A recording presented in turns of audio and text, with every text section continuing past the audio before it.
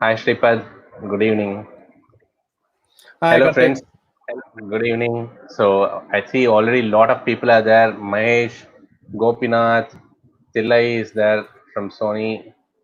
So all these guys are there. Yashodharan, Mahesh, Gopinath. So Tillai, NMK Mahesh, he is from Natham in somewhere near Madurai. So our Okay. Ganesh Muthu, our own Ganesh Muthu is there. So I'm there. Then Santana Mm. Vignesh. Nara is there. Hello, Nara. Hello, Hi, Siddhartha. Nara. Hi, Iggy. So, I think of so all the people are people, so, Iggy is going to enjoy himself. Yeah. yeah. I think Iggy should give certain truths about Sripad. Iggy knows the best about Sripad. Mm. Yeah, cool. So we already have Yes, some hello. 19 people. Yeah. Mm. So see, I suggest we'll talk something until then, and we'll talk about some not so key stuff. Okay, we'll start with that. Mm. Maybe we can Mm. wait for 2-3 minutes until we get into the crux of the whole Sure. presentation. Okay, Sure. so Tilai is waiting. It seems. Okay, so Mm. that goes into the presentation. Ganesh can also give. Of course. Lot of people are waiting to pull you down, Sripad. எத்- Uh, எத்தனை பேரை வச்சு செஞ்சிருப்பேன். Suki is there. Suki is there. Suki has come. Sukesh has oh come. my God. Mm. So okay, you have enough exposure now. Exposure not in terms of visibility. I think it's in terms of risk. Yes. Cool. Mm. Okay. Sri, so see, Yes.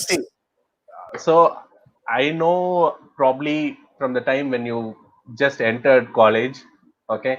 Yeah. So those time you were into photography, okay. I've seen Mm. you photograph in the street. Then you Mm. started shooting crows, okay.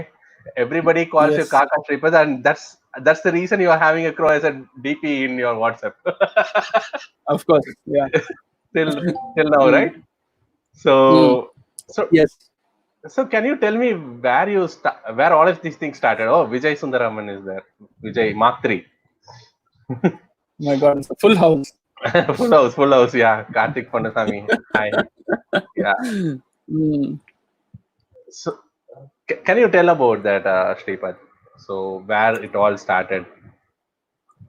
Yeah, I think it started way back when I was a kid, and I was one of the lucky people in the city to have a garden at that time growing up, and I also had a dog at that time. So in the garden, I was able to, of course, explore it during my summer holidays and things like that, or in the evenings, explore frogs, uh, butterflies, centipedes, millipedes, catch it and put it in my sister's hand and things like this. So animals were always, I was always hands on with animals, and uh, when I first discovered photography, I think in my 10th or 11th standard, they were obviously one of my first subjects, and then the next subject obviously was my dog, because I could trouble it, I could put the camera right on its nose, or keep following it and things like that. So humans were never my subjects. Animals were always my subjects. And the initial, I mean, the cameras that I used to get those days were these Sony or Nikon point-and-shoot cameras. I think my first camera was a Coolpix 3 megapixel, 3.1 megapixel point-and-shoot camera. At that time, it was a huge boom. At that time, consumer electronics, digital cameras were a big thing at that time. And even though they were just 3 megapixels, the amazing thing was that they could shoot incredible macro images. They had because the cameras were also small. Those small flashes, it was able to illuminate something even very close to the lens. So you could really get, if you're patient enough and wait for the lens to actually focus on the subject, you were able to get some really fantastic images of frogs and kamblipuchi and things like that. So once I started shooting all these things, I started getting more interested in the process of, okay, how do I get a particular image that I want, because I'll be shooting these images day in and day out. So I used to keep on doing them. So every time I'd shoot something, I'll want to make some kind of a change. I would read the camera manual and try to find out, what happens in the camera to get the image that I want, because these cameras are all auto, so there was no manual mode as such. So I had to go through different modes to understand what settings were there, and then that enabled me to get the images. So those were the absolute initial trials in photography, and like I said, animals were obviously my first subject. Okay. I think Iggy has some important points to deliver. Tamil Therivan Kekran. I think Iggy and the rest of Evanescence Studios is here just to sabotage my interview. ஒரு entertainment track வேணாமா? It cannot be serious. Yes, I mean, this exactly. was not meant to be a serious session, guys. If somebody has come with the expectation that this will be a very serious session, we are really sorry. This is going to be going like this. I will be trying my level best to keep it serious, but after that, obviously, it's not in my control. Tamil கொஞ்சம் அப்பப்ப பேச சொல்லி நிறைய request வருது. தயவுசெய்து பேசிடு, இல்லாட்டி வந்து பசங்க வேற மாதிரி ஏதாவது வந்து ரிப்ளை பண்ணிடுவாங்கன்னு நினைக்கிறேன். No. I don't think we should isolate our audiences like this. I think we should keep it. We should keep it in English and Cool. keep it going. Yeah. So I think we have got our audience into the live, Sripad. I think you can go with your flow now. So okay. Yeah. So I think if you go to the next slide and things like that, you can see the first images I was making when I was in school. Like I said, this is a picture of this kamblipuchi that was there in my house. So usually when you have this season, these things prop up all over the mango trees, and we have a huge mango tree at home from where these things fall. So this, like I said, is one of the images I was able to make with these cameras. And then after that, once I got into college, I was able to join Ambitions at you as well, and there it then turned into a slightly more serious thing, where I was able to. My parents got me a DSLR, which was then with that I was able to make different choices in terms of whether I want to shoot birds or things like that. So then birds became one of my first. Became my second love after macro, and also at the same time I was lucky enough to join Madras Naturalist Society. That gave me a lot of freedom to kind of travel around, and also Photographic Society of Madras and Ambitions as well. So I met lots of amazing people who were also interested in the same things I was, and each one of these people had their own interests. So they had they were shooting still life, or they were shooting portraits. So early on I had a lot of a wide range of exposure to different kinds of photography, and with that then I was able to kind of pick and choose from all these different things, and then put that into wildlife photography as such at that time. But that initial stage was just purely about exploration. I was not having a particular direction in terms of where I wanted to go or what I wanted to do. But I was just very keen that I wanted to do this. That's about it at that time. And I have one of the key pictures of this presentation. You should be definitely spending more time on this. Yeah. So we all know your relationship with crows.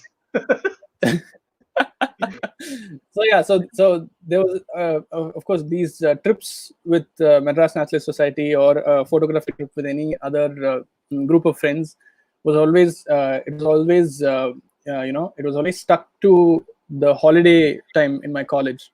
So it was only a 10-day period where I could actually go out to some kind of forest. So the rest of the time I was in the city. I was not really able to go into any jungle or things like that because I was still doing my BCom at that time. Again, I was lucky in that way because I was also in Loyola, which had a fairly large campus, so lots of birds there. So whenever I felt like I was feeling bored, I would just bunk class and just go sit, explore the grounds, cricket grounds, or things like that, which had lots of birds there.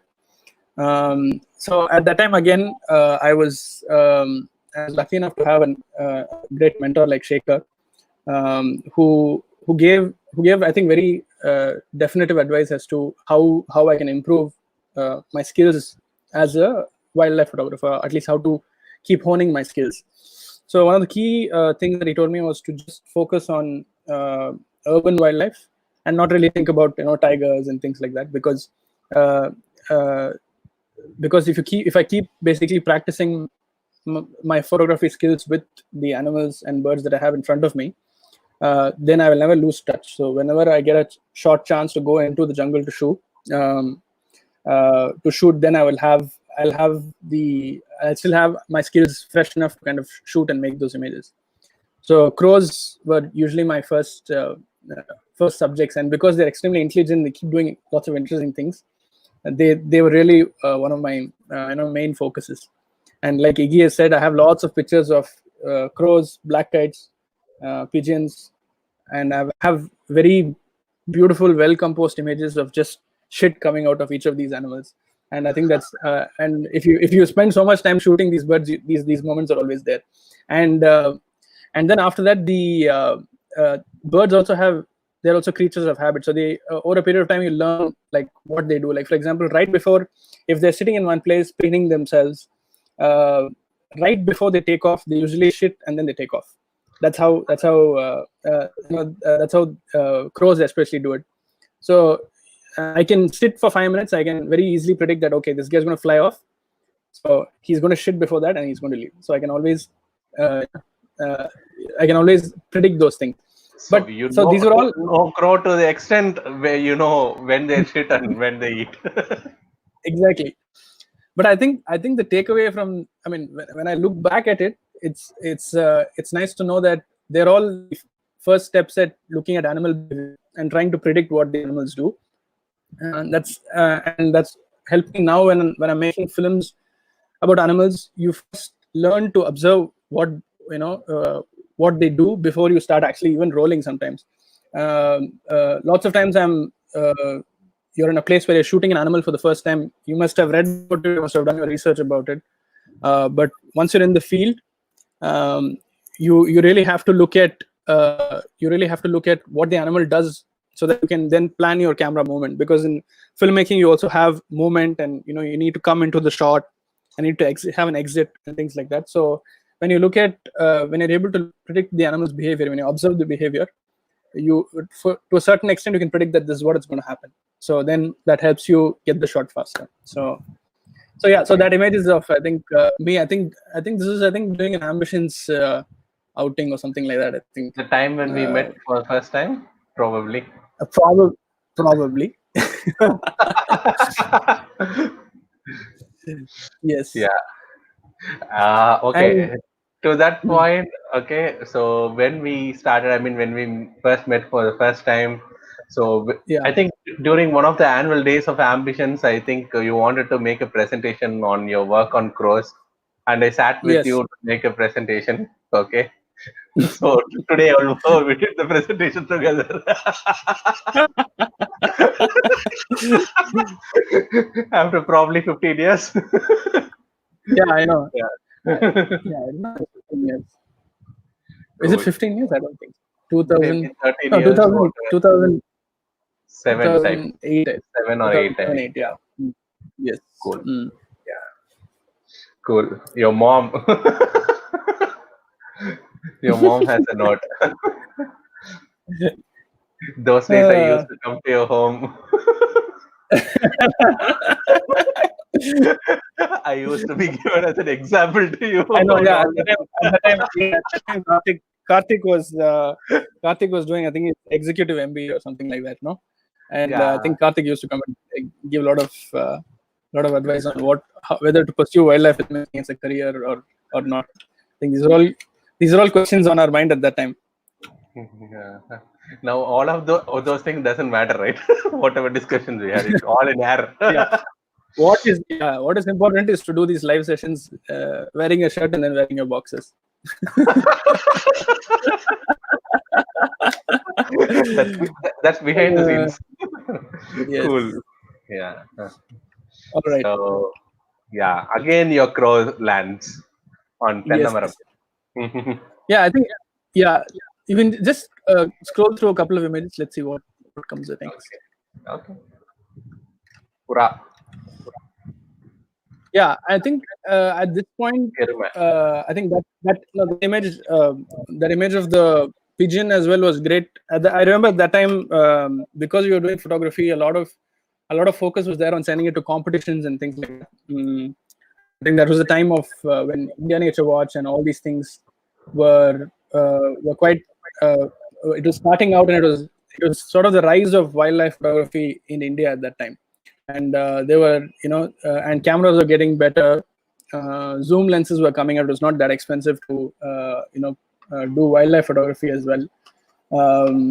And I think this was actually one of the images that I think it reached semi-final or something in this BBC Veolia wildlife photography. So those competitions and all that were great. Were very nice because they kept pushing you to to pursue new things.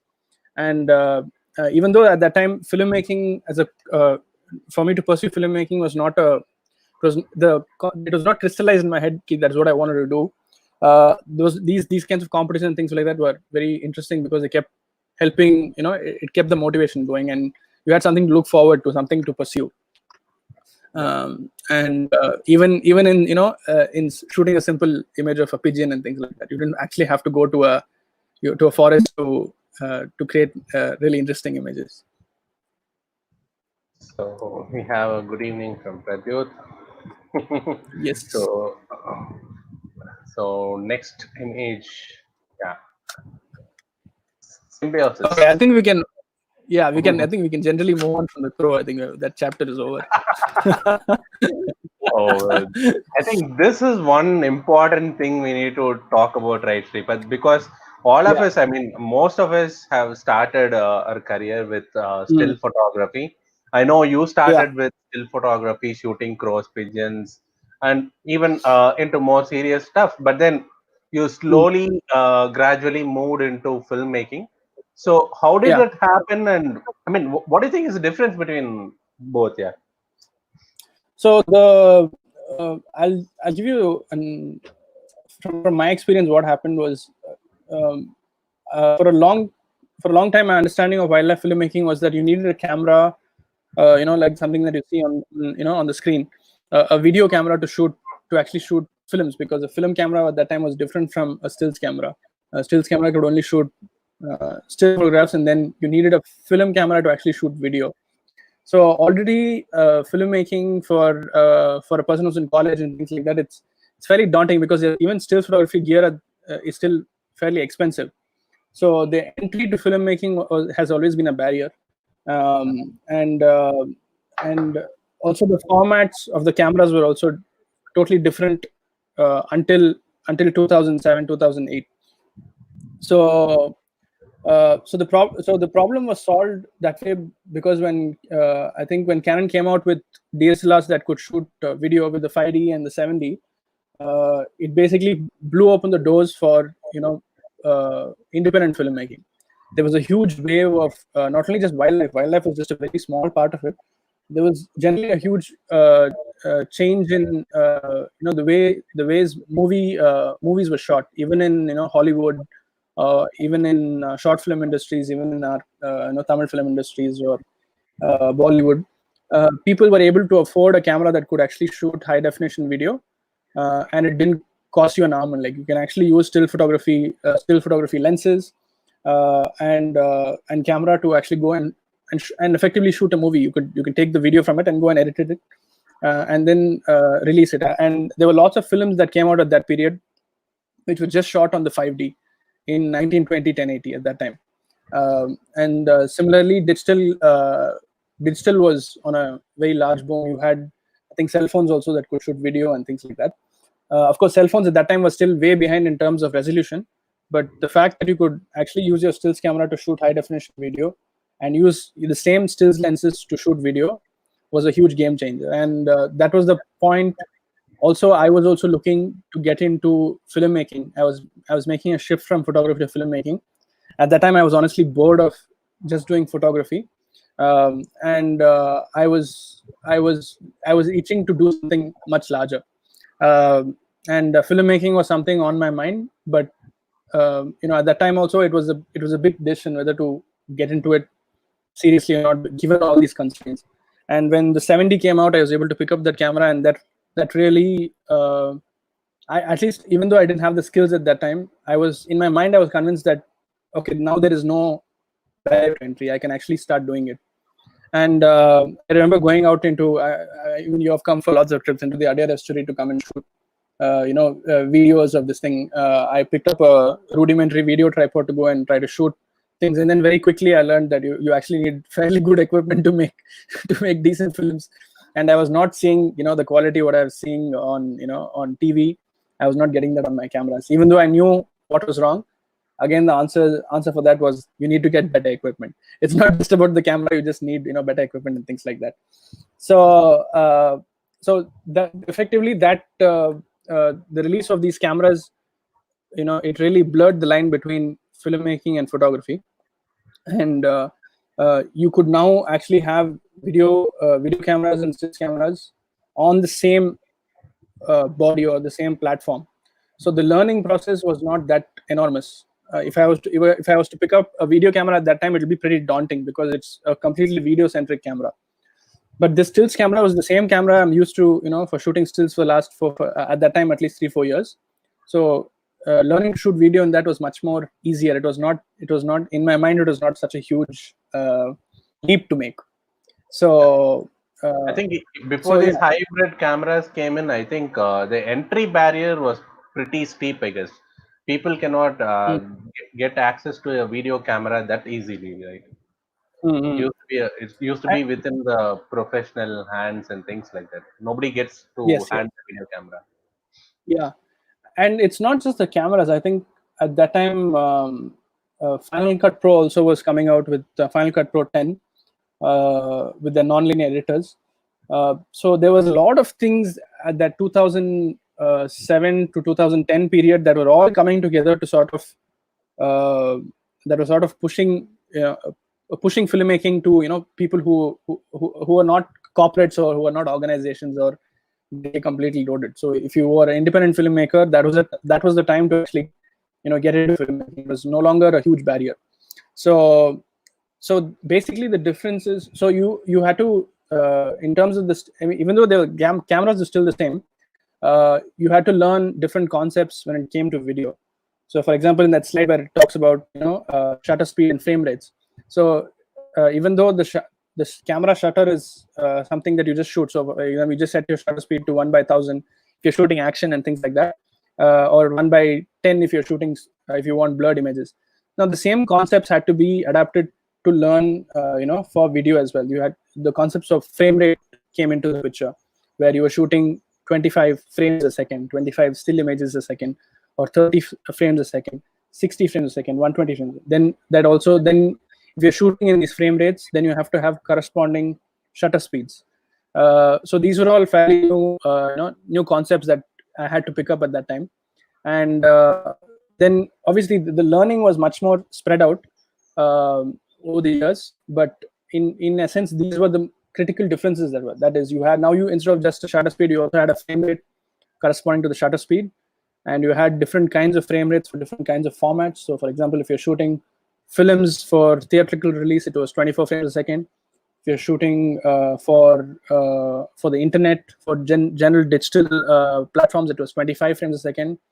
Then you had concepts of NTSC and PAL, which countries use NTSC, which countries use PAL. Then they also have corresponding frequencies, like for example, PAL has 50 hertz, NTSC has 60 hertz. Then accordingly, your shutter speeds also change. 25 for PAL, 30 for NTSC and things like that, and then corresponding shutter speeds. So these are all fairly new concepts because I was not into the world of broadcast or anything like that. So if anybody wanted to get into video, you have to understand these concepts because these are fundamental concepts. And then came understanding the concepts of higher frame rates. So for example, if you shoot slow motion, then you need to have higher frame rates.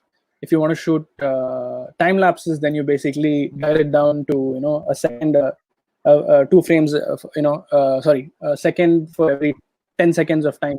Oh, sorry, 1 frame for every 10 seconds of time, or 1 frame for every 20 seconds of time, depending on whether you wanted to get a faster time lapse, slower time lapse, and things like that. So these were all these new concepts that you had to pick up for video.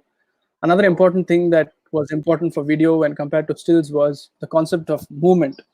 You no longer were just shooting a static frame. You could also move your camera, pan your camera, tilt your camera, and it's just not a question of panning and tilting and moving your camera. All of them have meaning to it. I mean, so it all comes down. So after, I mean, initially when you learn filmmaking, there's so much technical jargon to it. There's so much of concepts that you need to absorb that you kind of forget why you have to learn all these things and what why it's important. And finally, it's to create some sort of an emotion. That's what films are about. You always have films are about emotion, and each kind of moment and each kind of tracking shot or a pan, or when you decide to pan or when you decide not to pan, all these things have a corresponding emotional impact, which is why it's very important to learn to understand why you need to move the camera at all. And so you need to know when to move the camera, when not to move the camera, and things like that. So these were also new concepts that I needed to pick up at that time. And what is the next one? The next one was also the most important thing is the editing aspect of it, sound as well. So we can come to editing first. So also sound is another whole layer on film, basically. Autofocus. Oh yeah, so Sukesh is talking about autofocus and pulling focus. So yeah, so if you get into it, there's so many concepts that we can talk about. But so yeah, so it comes to audio as well.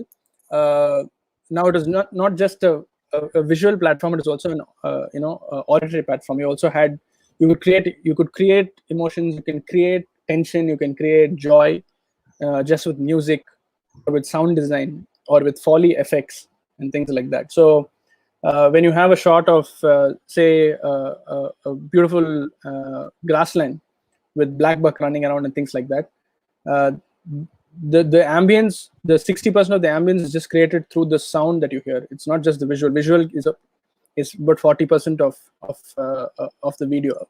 The rest of it just creates emotion. Sound is able to create emotion even more than what video is able to, and it's very subtle. The most important thing about sound is that the subtlety of it is so daunting, in the sense, when you get it right, it's absolutely right. When you get it, and when it slightly changes, it's absolutely wrong. So the importance of sound is a world in itself completely. So if someone is very serious about becoming a filmmaker, I think a large portion of time has to be dedicated to understanding how sound works and how you can use it to enhance your film as well. And another aspect that's completely different from photography is the editing aspect. Just give me a second.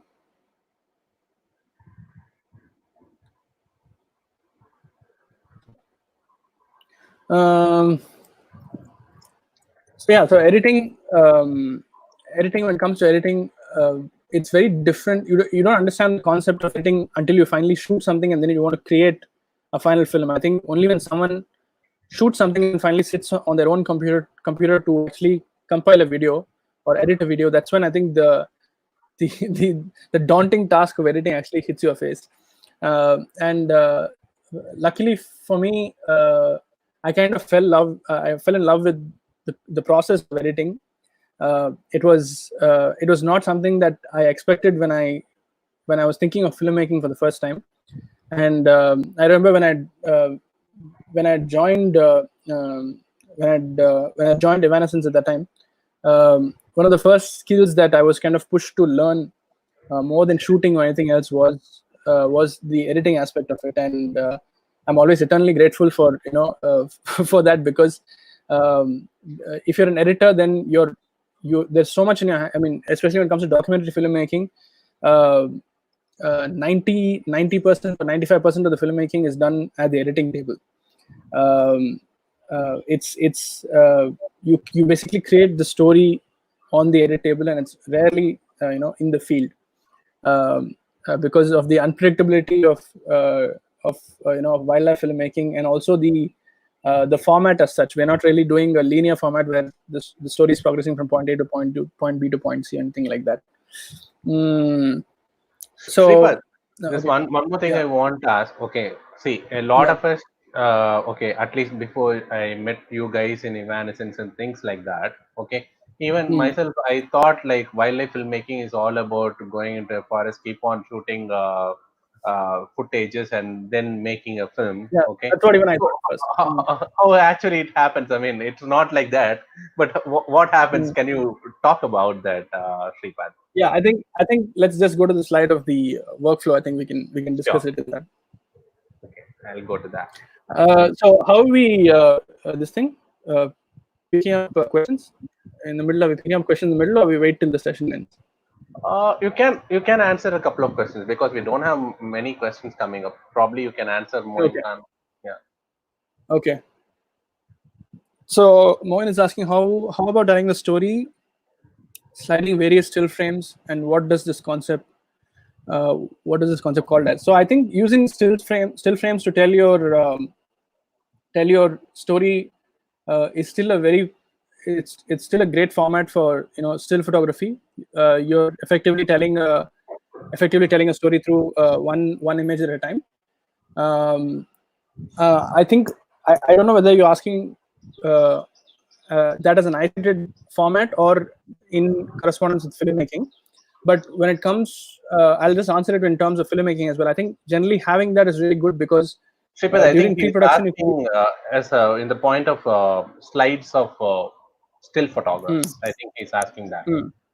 No, you can still use it in the sense, it's still an effective medium of communication, because you're effectively building up a concept, which is not too different from a pre-production or a storyboarding that you do for filmmaking.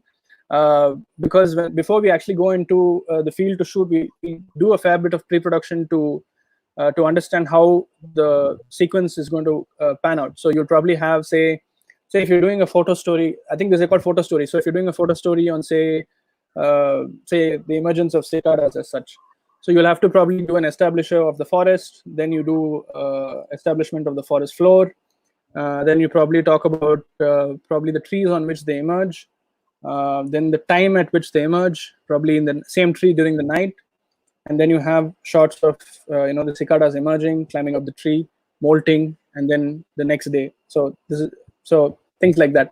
So it's still a very effective mode of communication or telling a story.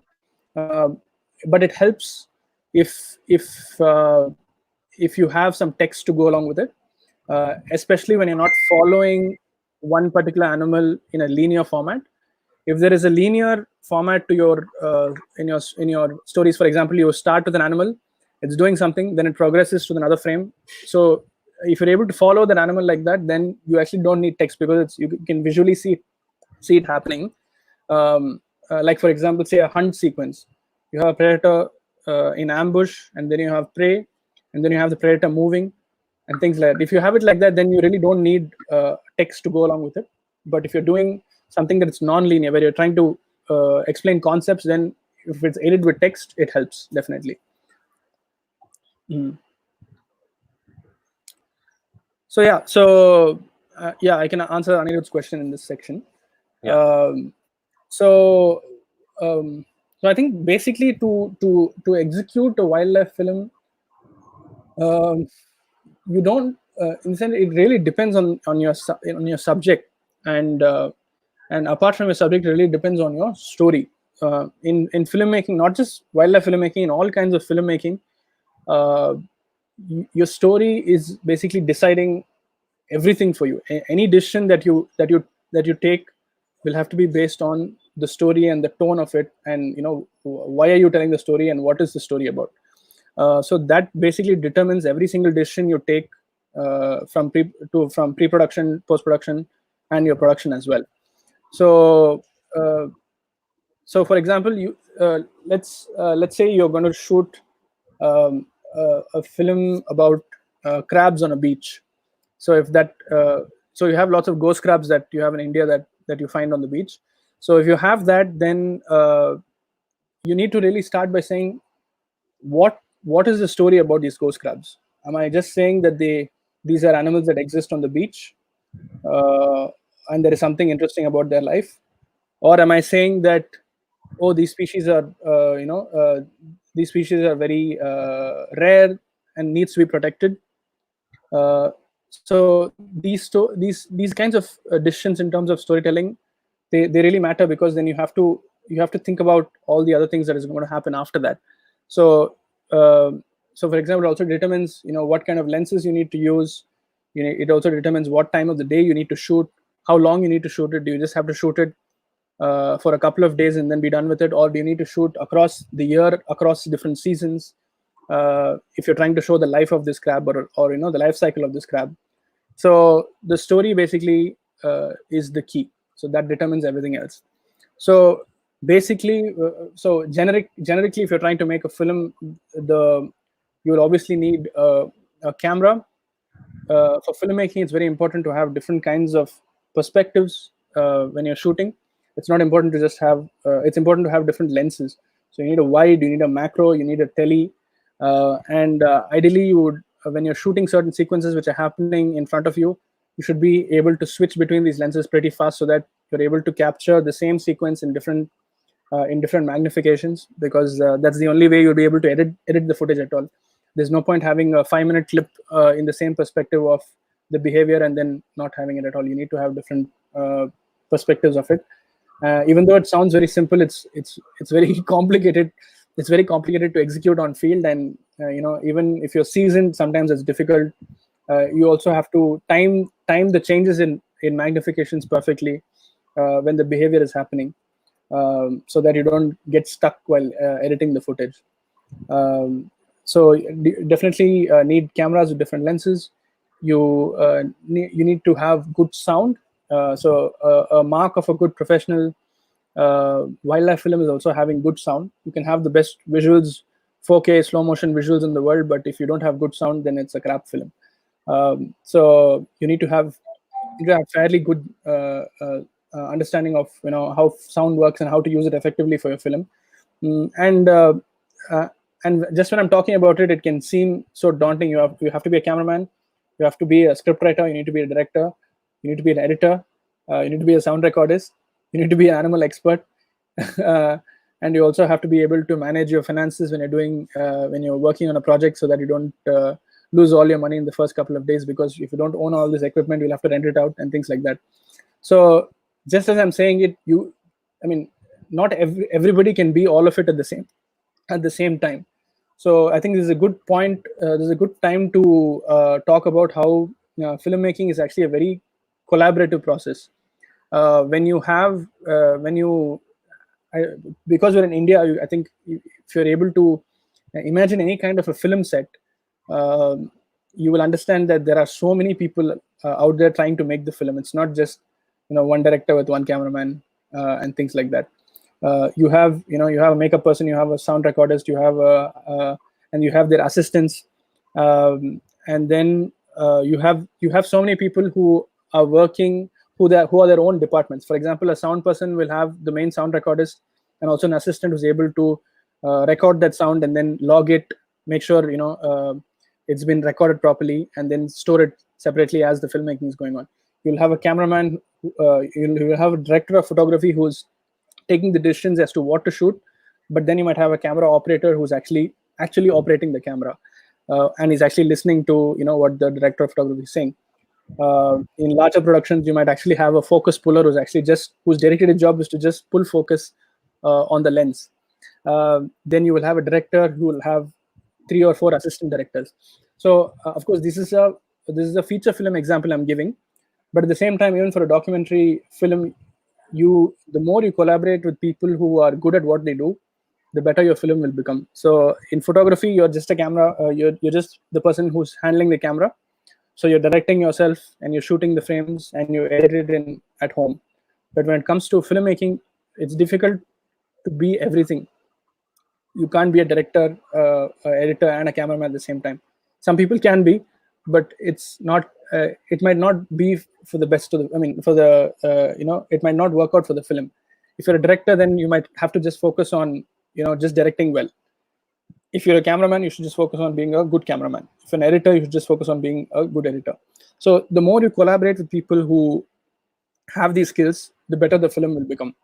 So when you hear someone, oh, this person is a wildlife filmmaker, uh, you should always understand that there is a big team behind them. It's never just one person. If Sripad is a filmmaker, there's always Anuja and Rahman. There's so many people behind the films that are being made, who are doing editing, who are doing sound recording, who are doing VFX for films, who are doing this, who support the film and really bring the film up to the level that you see. So I think that's very important when you're trying to make a film. Try to collaborate with people who are good at what they do. And the only way you can do that is to just keep making films. Let it fail. Let it not be the best film. It doesn't matter. But as you keep making them and making them and making them, you will understand. You will build a rapport with them, and then you will find that usually when you make a film with somebody, it's like going to war. You always create great bonds with these people, because you always filmmaking is just constantly problem solving. Nothing will go according to plan. You might plan so many things for so many days, but once you hit the field, plans will change. Somebody will have to step up and do something that's out of their comfort zone. You will have to end up supporting them. There's so many things that happen, uh, uh, and you're all kind of united by the goal of making the film. So usually the bonds of people who are teams who are making films are always very close, because they're constantly trying to support each other and things like that. So So close enough they fight with each other. yeah, you might have lots of disagreements on field, but I think everybody is trying to make the film better. So that's the reason why everybody's on edge. Hey, Suki has a question. Yeah, channels ready or brands ready to produce pure wildlife films in our country? I think channels are, unfortunately, they are, they're not, channels are not people, right? Channels are corporations. So there are 10 people, the 10 executives who are trying to get viewership up so that they can compete with, their neighboring channels. So I think it's never the channel's intent to create a particular kind of film, unless it brings viewership. I don't think they'll kind of create that kind of content. And when Suki is asking about whether they're ready to produce pure wildlife films in our country, I think India is one of the most difficult places to make wildlife films anywhere in the world. If you're in Africa and things like that, the terrain is fairly open. You can predict, you can fairly predict where the animal is. Once you spot it, you can keep tracking it very easily. Whereas in India, it's very difficult. Our forests are very thick, and it's very difficult to track animals in India. So any kind of prolonged production about just pure wildlife would mean intense animal behavior, following one particular animal for a long time, and things like that. So that immediately that involves spending a lot of time, trying to make a film. So when that happens, immediately your cost of production goes up, and the risk involved, where you're purely dependent on animal behavior for the success of the film, is fairly risky, because the most basic thing about wildlife filmmaking is you have no idea what is going to happen. So however well you are prepared, things can go wrong.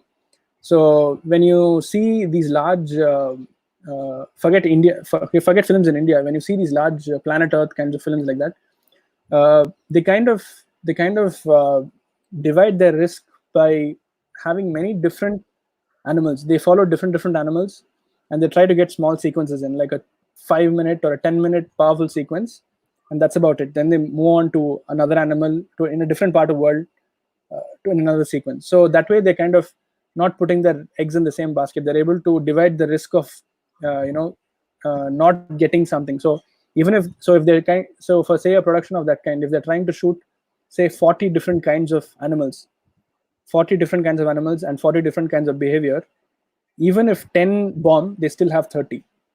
And even with 30 different behaviors, they can still make a film. And because of the different kinds of animals they have, they can still keep the interest level there, because it's a different place, it's a different kind of behavior, different animal, and things like that. But if they're able to put the money into one particular species and things like that, then you're purely dependent on that particular animal for it to deliver for you, which can be risky. Even with the best naturalists and things like that, anything can happen. So So, uh, so, yeah, so so our can you channel is tell ready to me this thing. about, It's sorry. Sripad, can you tell me about how do you plan a film? I mean, you said there's so much of uncertainty in wildlife Mm, filmmaking. mm, So, mm. if you have planned about showing a certain characteristic or something about a place or about a species, okay, Yeah. how much of planning goes into and how much of planning can be actually be executed, or Mm. during execution things change or things change during edit. So, how the whole thing happens? So yeah, I think I spoke about this. Spoke about how the film is made 3 times. Even I think when I was speaking to Radhika at the time. Basically, the film is made 3 times. It's made first time when you in pre-production, when you write your film, when you write the script.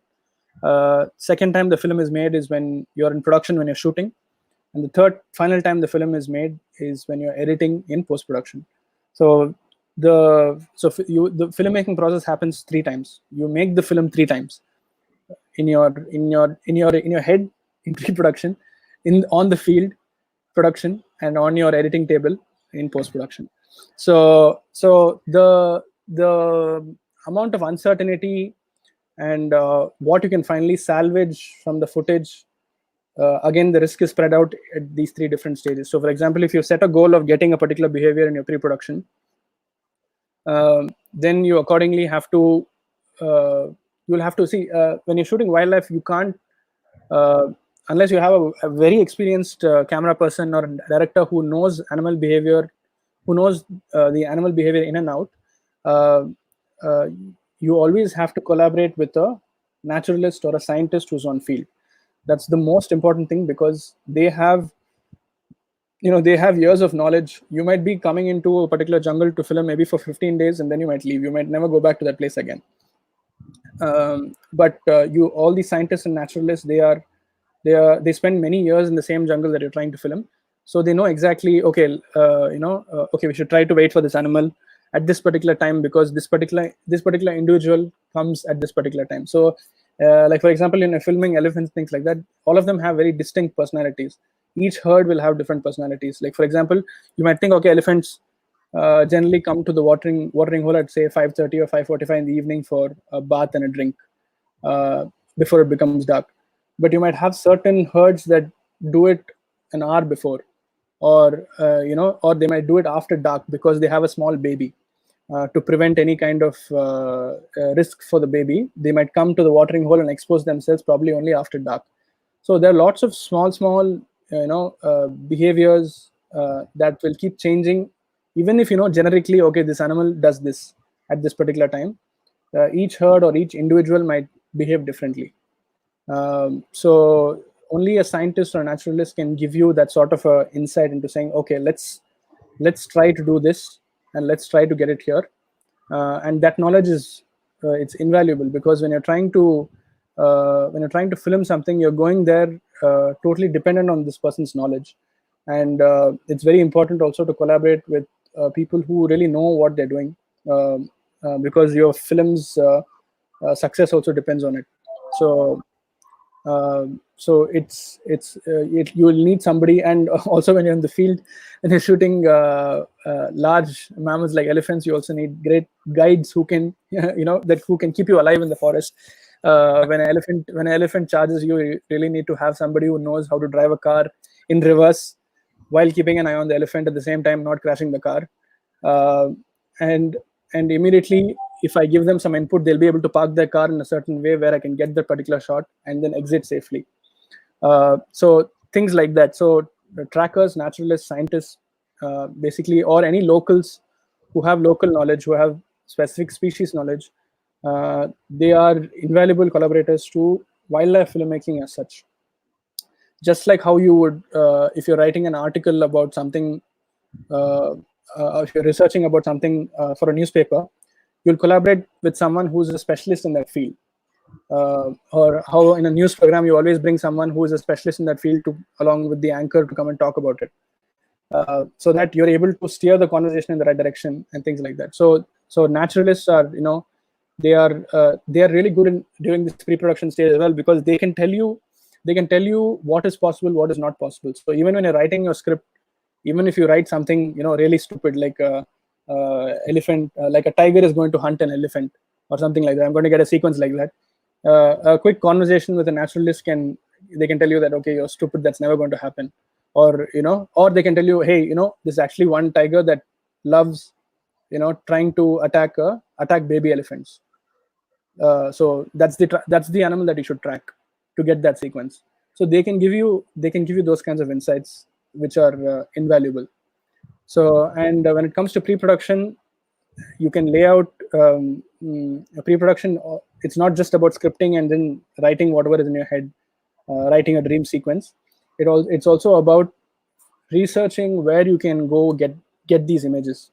It's also about what season to go in, how long will it take to get this particular sequence, and things like that. So when you plan for a shoot, you usually plan for, you look at your story, then you make something called as a shooting script, where you kind of put all the practical details behind getting all those shots on paper.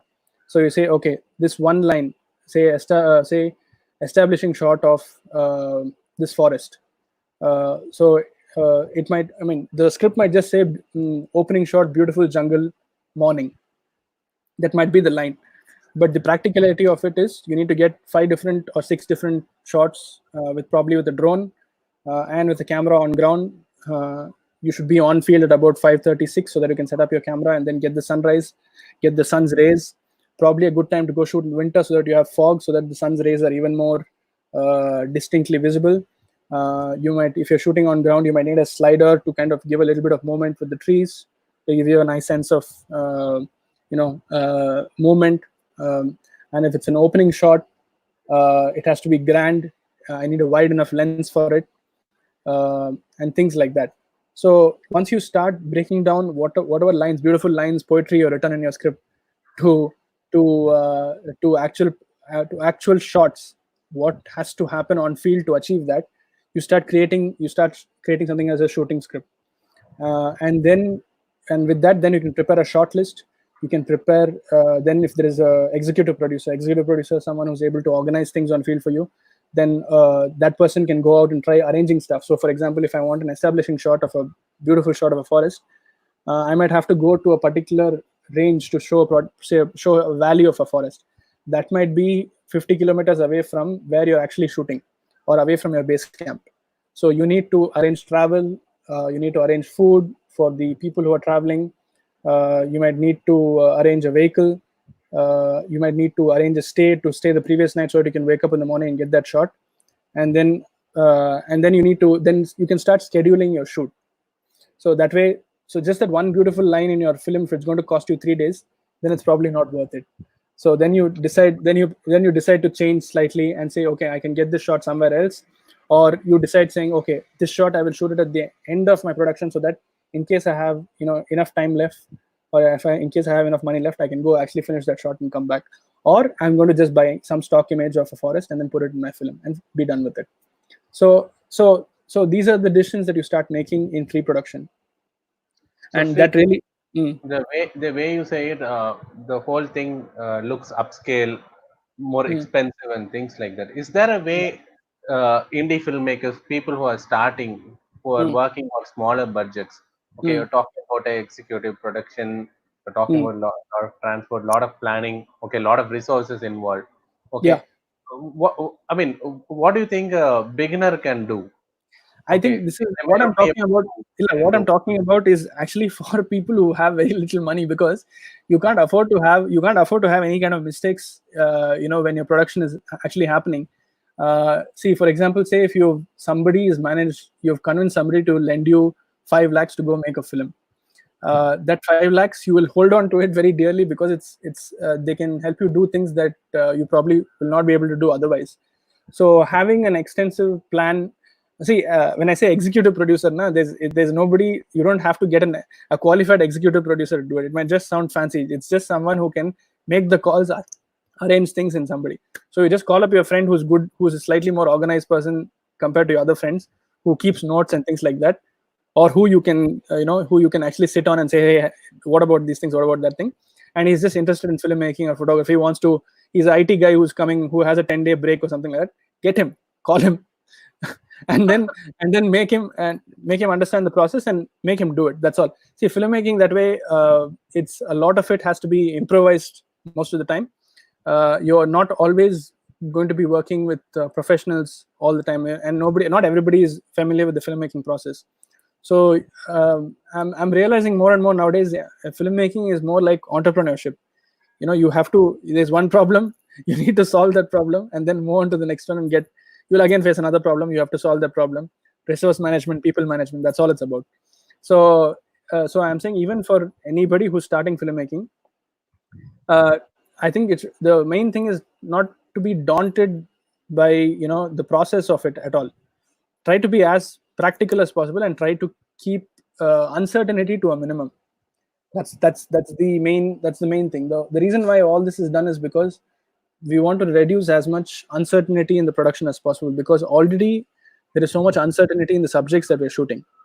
So by minimizing the amount of uncertainty in the production part of it, uh, you will be able to finish the film and still be sane. You will not lose your mind at the end of the production. Hey, Because there are a yeah, few questions. Would you like to take it or you like to continue with flow? no, I think we can take it. We can take some questions. Okay. So I have a question from Swada. Okay, again Oh my from god. your studio. Mm, So she's asking this: given that Wild Karnataka was released recently in theaters, do you mm. think Indian audience want to see more of Indian wildlife films, regardless of big screen or TV? So that's the question I from think, Swada. yeah. So I think Indian audience is always hungry for local content, and I think one of the main reasons why Wild Karnataka was so successful is because people were seeing David Attenborough say, Karnataka for the first time. So that itself was such a huge thing for them. And uh, I think I think making local content and then screening it to people is very important, because people are always used to seeing lions, polar bears, and things like that, things that they'll probably never see in their lives. But when you probably kind of make a film on on local wildlife, there's still a chance that if they're really moved by it, or they're really inspired by the visuals that they see, there's a chance they might care for wildlife. So when an issue actually comes up saying, okay, this forest is being diverted for a highway, or there's a project coming up and there's a dam being built or something like that, the chances of people joining a part of a movement opposing that and things like that increases. Which is, I think, finally all wildlife films are trying to create awareness, and they're really trying to uh, educate people about what actually happens in a forest and things like that, or care for animals, or care for our wildlife, or conservation. So um, so Indian audiences will always be hungry for local content. So I think it's important for all aspiring Indian filmmakers to create that sort of content, and deliver it in in a manner that is professional, because um, people nowadays are very smart. They're able to very easily differentiate between what is pro quality, what is not pro quality. And now that everybody has they have cameras in their hands and things like that, the they understand photography, they understand what is quality, what is not quality, what is good photography, what is not good photography, and things like that. So if you're really true to providing really good quality, then that it's noticed, obviously. So Suki has the same Mm, one question in the same lines. mm, Okay, he says, but there are always international producers wanting to produce wildlife content from India, but fail to understand why Indian producers are still not producing wildlife content which is sustainable. I don't know what he means by sustainable. Probably you mm. understand. But fail to understand why Indian producers are still not able to produce wildlife content which is sustainable. I don't know. I think he's asking whether they are you saying that they are not able to produce? Is that what you're asking, Suki?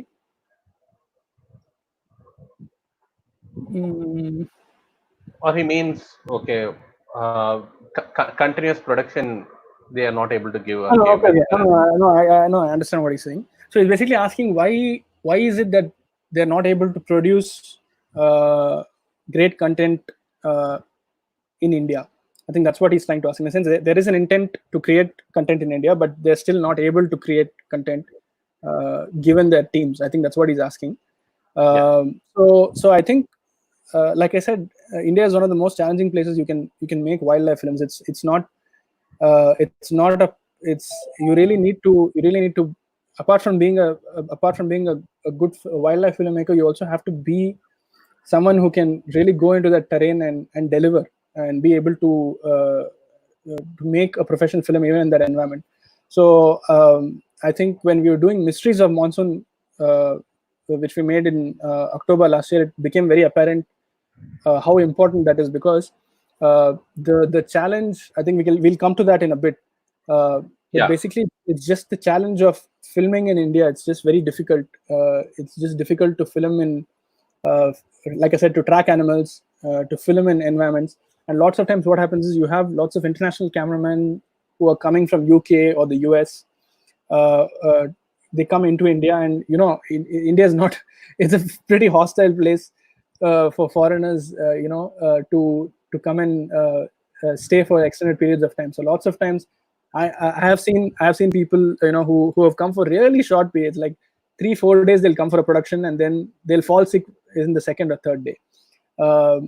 Something would have gone wrong. Their water would have not worked out for them, or the weather would not have worked out for them, or there might be a cold or something that they would have got.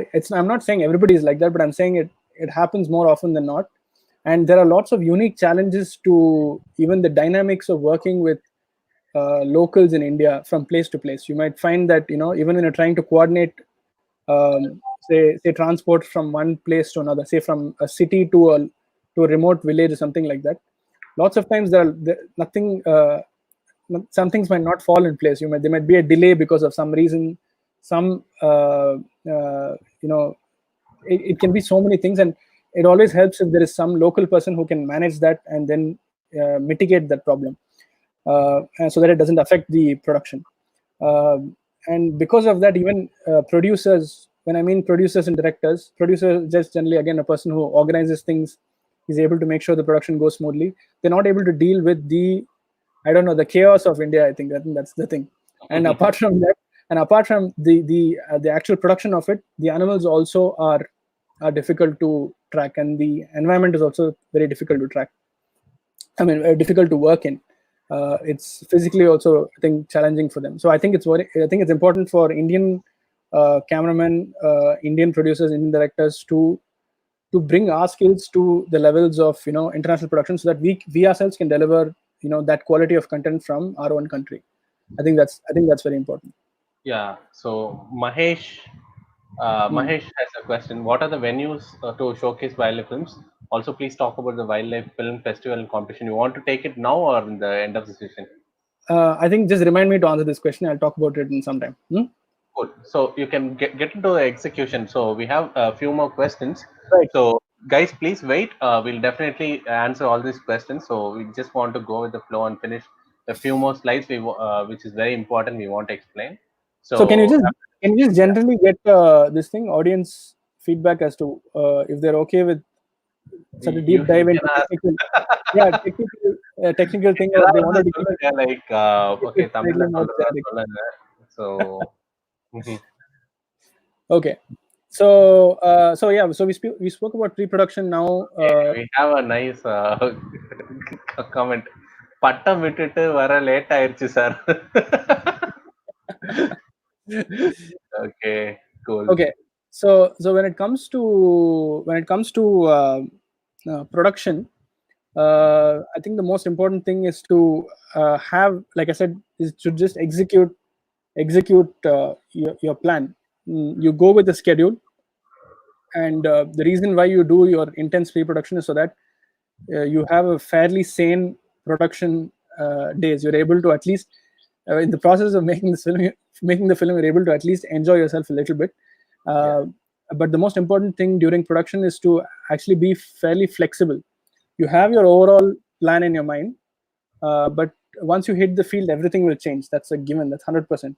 Nothing will ever go according to plan. So you might have to reschedule, or you might have to shift your some sections of your film to later, or later sections to before, um, and things like that. So I think the most important thing is to have a team that is extremely reliable, to have, I think, systems in place regarding your camera gear, your production, and things like that.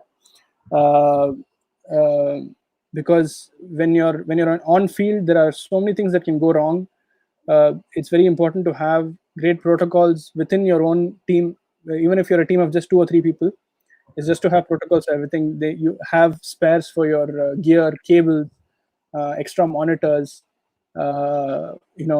gaffer tape, your Allen keys, screws, and things like these are all very small things that can completely ruin your production, especially when you're traveling great distances.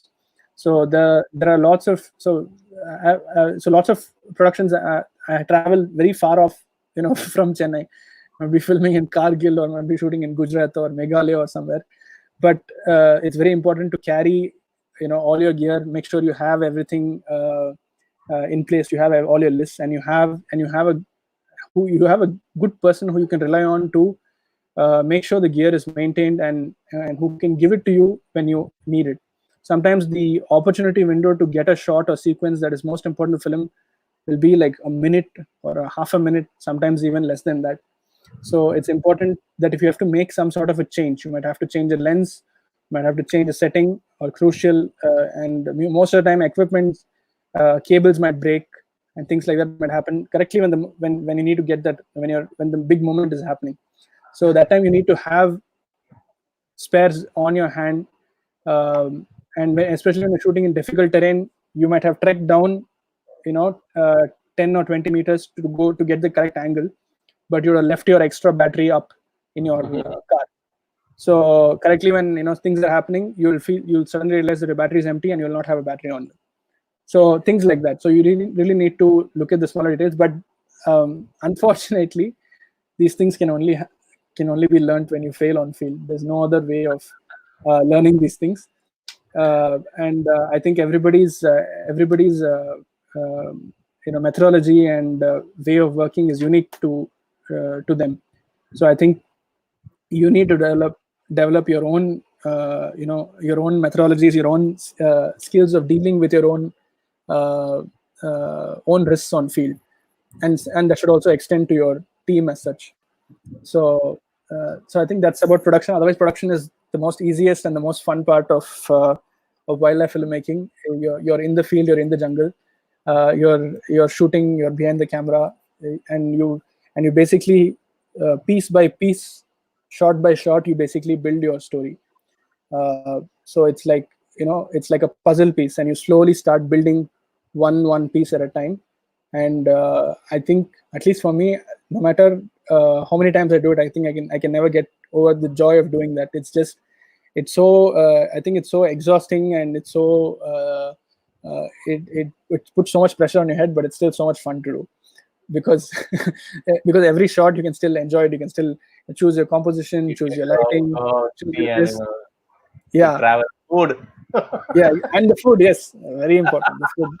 The food is also the best part, of production, because you get to travel to a different place and you get to enjoy different kinds of food. So production is basically just executing your pre-production, and at the same time being flexible and using common sense. That's all production is about. And that's the second time the film is made. And then when you come to editing, uh, it's that's where all the mistakes that you have made in pre-production, all the mistakes that you made in production will hit your face in editing. after, after you feel that I've finished shooting the film, or everything is done, now it's just time to edit and relax. And you'll sit with your coffee or a beverage and you'll start editing, and then you'll realize, oh shit, I've missed this shot. I haven't finished this shot. I didn't get it. Or you'll think, oh my god, this shot is out of focus. I didn't realize this shot is completely out of focus on field. Or you'll realize, oh shit, there's no audio in this clip. I didn't plug the mic in. So So there you are are selling about it. exactly. So we have rolled for hours, and then realized that the Like, mics are it's not not connected. But like I said, you have to make your own mistakes on field to realize where you go wrong, and then you can have protocols to correct it. So I think it's important, because when you make the mistake, it immediately registers, because it's so scarring. You're thinking you're getting something great, but then when you when your expectations are not realized because of your own idiotic mistakes, it hits on your head. So you always remember it, and then you deal with it. You get something. You put some systems in place to rectify it. But all these things you realize when you're editing. So editing can be that way a very can be very stressful. At the same time, you might feel see, when the pre-production and production goes on, there's a lot of energy in the team, because the film is yet to be made or the film is being made. But once when it comes to editing, uh, most of the energy is over. You're just sitting in a chair, and then create you're trying to actually assemble your vision now again.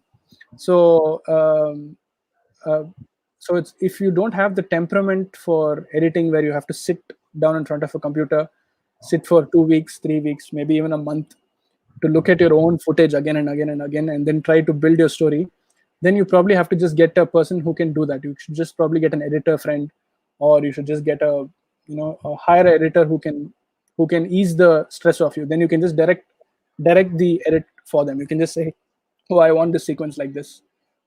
Here's all the footage for this sequence. I want this tone, or I want this feel for it. Here's all the footage for that. okay. So Here I'd like to say something, Sripad. So mm, I'm a wedding photographer and a wedding filmmaker. So yeah, even to get a good editor for wedding filmmaking, it's so difficult. How yeah. you guys manage editors for wildlife films and documentaries? I don't know.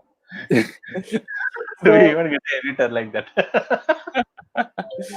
yeah, I think editing is something that it's a very it's very in not very intuitive in terms of the process. That's why it's very important to have also to choose your editing software also properly. Some people are very familiar. Some people are very comfortable with Final Cut Pro. I'm very comfortable with Final Cut Pro because it's very simple, and it's very distraction free. You can just concentrate on your sequence and things like. You don't have to actually deal with the software. But some people are very comfortable with Adobe, and some some other software. So it really depends on what you're comfortable with. And I think if you're looking to become a filmmaker, I think the most important thing that you need to learn is to edit, so that you're basically at a point where you're just basically judging the script that's given to you, and you're also judging the quality of the footage that's been given to you. And now you have to basically deal with both of it. You need to look at the footage and try to make it into the script that you've got in front of you to So develop can I the story. say editing table is the place where we evolve project Yes, after project. yeah. I think Learn. I think I think a lot of growth. I think a lot of growth happens only at the editing table. You realize lots of mistakes. You also realize when sequences work. You see, you might also plan certain sequences which you want to try for the first time, and then you shoot it, and then when you edit it well, you realize, hey, this actually works. I should probably try more of it. And when you get it right, it's extremely satisfying. I think that's the reason why I like editing, is because uh, sometimes you might after you edit the footage in a certain way, you might be able to make it even better than you had shot it, or even better than you had imagined it. After you add your music, your sound effects, the final product that you get, uh, I find that lots of times it's even better than what I had imagined. So when you're able to experience that, I think it becomes very satisfying. It becomes very addictive. Uh, at least that's how I fell in love with the process of editing. Mm. Uh, So, can we move into what are the challenges you have faced as a wildlife filmmaker? Because, see, yeah. unlike other types of filmmaking, even other types of documentary filmmaking, I think Mm. wildlife filmmaking has its own challenges. So, can you just share with us a bit of challenges you have faced in the field, and what were the mitigation plans? Yeah, I think the general see if, all the things that I spoke about: pre-production, production, post-production. They're all very generic filmmaking concepts. They're not. It's not very. It's the same in wildlife filmmaking. At the same time, even if you're making a feature film or a drama or a short film or anything, it's still the same. But when it comes to wildlife filmmaking, there are definitely some really unique challenges. Um, so, for example, the first thing about wildlife filmmaking is the terrain. You always need to keep the terrain of of where you're shooting in mind when you're planning to do anything. Like, for example, if you're shooting on in a hill or in a mountain, uh, uh, you'll be able to I mean, even in pre-production, you need to look at, how am I going to set up, say, probably a small jib to do a jib shot. If you're on the side of a mountain, you need to have adequate weight bags, you need to have the correct support for it, and all these things. So when you're planning to do that, um, so I think like I said, the mysteries of monsoon, when we had shot it in October, the most difficult thing was the rainfall in Agumbe. um, do you have that video there? You want to play it? Hello?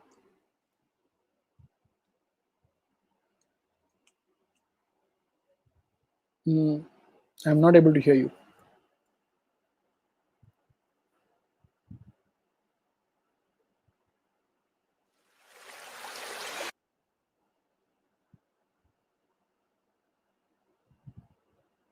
One second, guys. I'm just trying to play a video.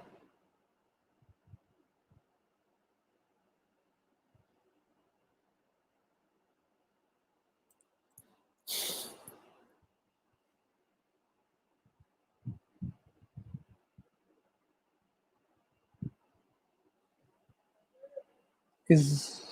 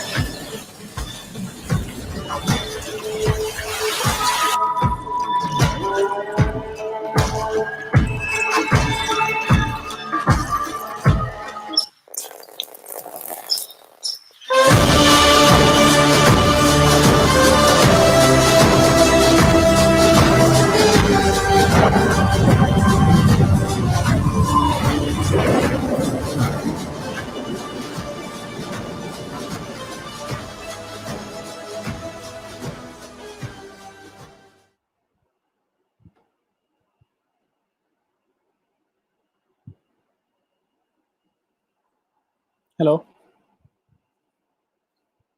Okay, Karthik, your audio is not there. Now it's okay.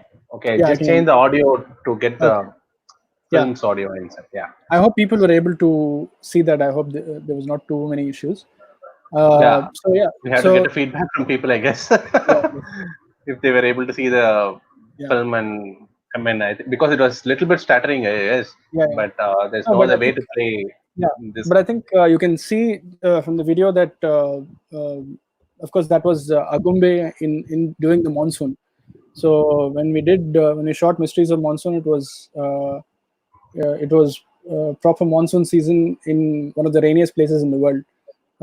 So that itself was such a huge challenge. When we were filming. and we had to be really prepared.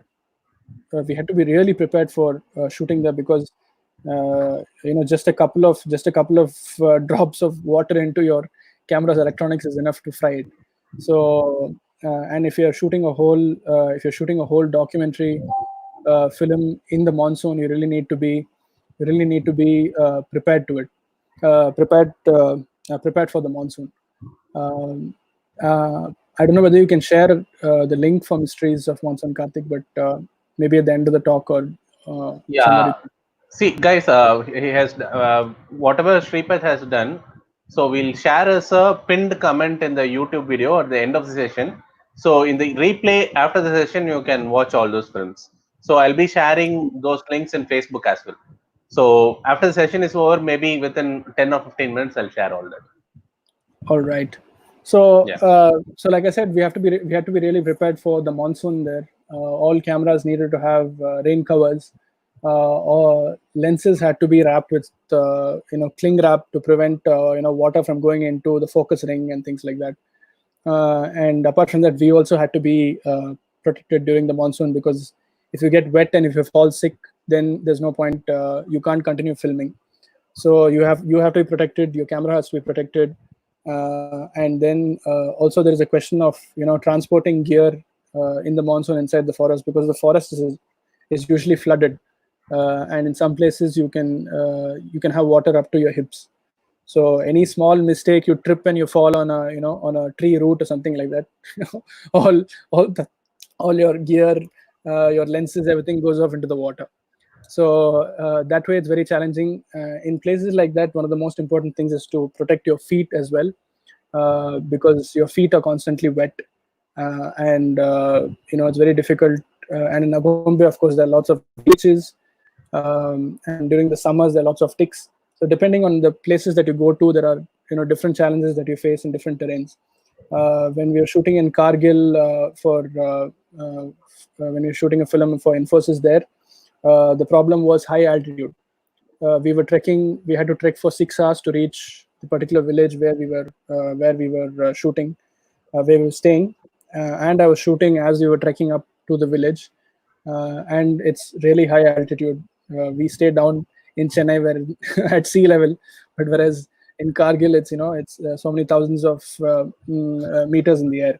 So when it comes to things like that, you need a day or two to acclimatize yourself to the environment, make sure your hands are protected, uh, and things like that. Similarly, when you're shooting in Tadoba or in Maharashtra during summer, it's the thing is to hydrate yourself. So a lot of care has to be taken first to yourself and also to your equipment.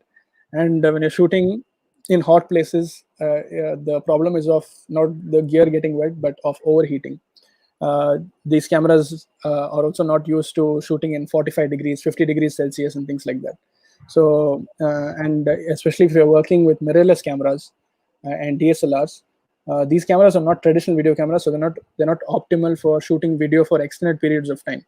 So if you keep your camera on for 30 minutes, it will just overheat and die. So so you need to switch off your camera. You need to put the batteries down, into a small cover where it's cooler. And so a lot of care like that has to be taken for just to film in different kinds of terrain. So this is just to deal with the environment where you're in, and not even the subjects. When it comes to wildlife filmmaking, it is fairly unique to it. Unless you're shooting a movie or things in a desert and all that, then that's also that. But in wildlife, what happens is, you also, apart from all this protection, you also have to be a fairly small crew. You have to be only one or two people or three people carrying all this stuff, protecting yourself, and also shooting at the same time. And then the next challenge of wildlife filmmaking is, of course, the subjects that you're shooting. So when it comes to working with snakes or insects, or if you're shooting, uh, say, a scorpion that is about to give birth, a gravid scorpion, and things like that, there are lots. Really need to be in tune with the animal's behavior, so that, like I said, you can really predict what is going to happen. And you really need to know what you should not do to, say, provoke the animal, to make the animal feel uncomfortable, to exhaust the animal while filming. Because especially when it comes to filming snakes and all that, uh, they snakes really, they do what they want. You can't make them do what you want. So if you're working with snakes, it's very important to, if you're working with a handler, or if you're working with a scientist who's able to handle the snakes, uh, or if you're in, say, a conservation organization that's allowed you to, say, handle a snake and get some shots of the snake and all that, it's very important to keep the snake's health in mind, because you can really exhaust the snake even in a matter of 10 minutes. So you need to be aware of, all the different kinds of, and like I said, it also depends on the individual. Some snakes, if you're working with cobras, some individuals are fairly patient, but most of them are, very, they kind of, they're always very jittery and things. So any kind of small movement you give, they will look towards you, and you're not going to get anything. You're just going to get a shot of a snake sitting like this for 15 minutes. So you have to be absolutely still, and not even move your hand like this or things like that, because it immediately looks at you, and then it'll again stay like that for 15 minutes. So if you want to shoot any kind of natural behavior, you have to be really patient, and it's just not you, it's even your crew has to be absolutely still to wait for it to, even to get a simple shot, like, a snake going in the grass. So similarly, when you're working with elephants and things like that, you really need to have a good tracker who understands the terrain well, who understands elephant behavior, because um, if you're a filmmaker, you really can't. You might be able to learn so many things, reading books, or reading some articles about elephants, or speaking with people. But when you're in the field, there's nothing can prepare you for, when an elephant charges at you. At that time, immediately your instincts kick in, and you have to kind of, you will do, you only react to your most basic instincts, which is to run or to be scared and things like that. So at that time, a tracker who has experience can probably tell, okay, that's just a mock charge, let's try, waiting for some more time to get it. Or the tracker might tell you, to wait, let's wait for the elephant, it might, not, it might calm down, and you can still, get another chance. So things like that, that's all very fairly unique to wildlife filmmaking, which is why, again, when I spoke earlier about the importance of having good naturalist guides with you, and trackers with you, because they can, because lots of times they've saved our lives on field. So not only in terms of literally saving our lives, but also in terms of the film, when they actually, help us get the shots that we want. And then the last thing about wildlife filmmaking that's very unique to wildlife filmmaking is the uncertainty of everything. uh, I think when you go into the field with doing, a month of pre-production, planning all your shots, your camera equipment, gear, you trek everywhere, you set up everything, and then finally, nothing happens. Um, that should be considered as absolutely normal. That is what happens in wildlife filmmaking, especially when you're out doing time lapses and things like that. You might I have traveled hundreds of kilometers to, a particular location, looking for lightning strikes and things like that in Meghalaya, and finally it's a blue clear day with blue sky and things like that. And and I remember one of the producers who I was interacting with. He was in the UK. He just showed me a map of India and said, "Oh, there's supposed to be thunderstorms here." I said, "There's just blue skies here. There's no thunderstorms here only." So even though, you have the best of research and satellite technology, finally what happens on field is what happens on field. So the uncertainty of that is part and parcel of wildlife filmmaking. And um, and things can happen both ways. Sometimes when you just go there immediately, things can happen, and you might finish. You might, on paper you might have thought, okay, this will take me 10 days to shoot. Within 5 minutes, your whole sequence and film will be done. It also happens like that. So you have to be really prepared for those kinds of moments where you're not that well prepared, but everything can unfold in front of you, and really have to improvise to film. So these are some of the fairly unique things to wildlife filmmaking as such.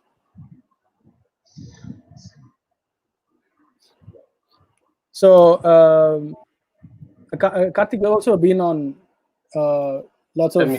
bird photography trips and all this with me, no? So what Yeah. you also experienced some of these things.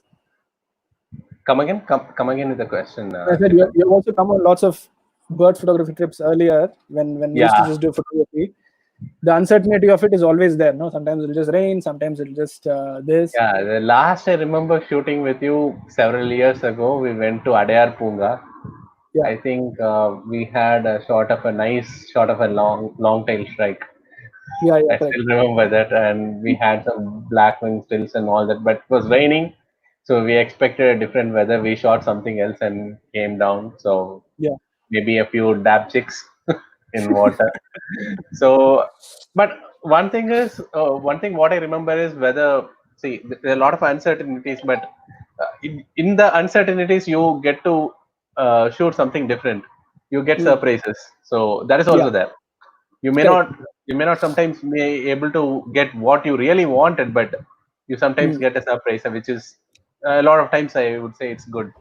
Yeah, yeah. I think a good example for that will be when I think about 5 4 5 years ago we were shooting same thing. We were shooting ghost crabs on in the Adair estuary early morning, and then we noticed something in the sea, um, and we saw some fishing boats kind of going around. And when we pointed our camera towards it, they were actually dolphins. They are humpback dolphins swimming. They are estuarine dolphins. That means they only swim near estuaries and they live in estuaries.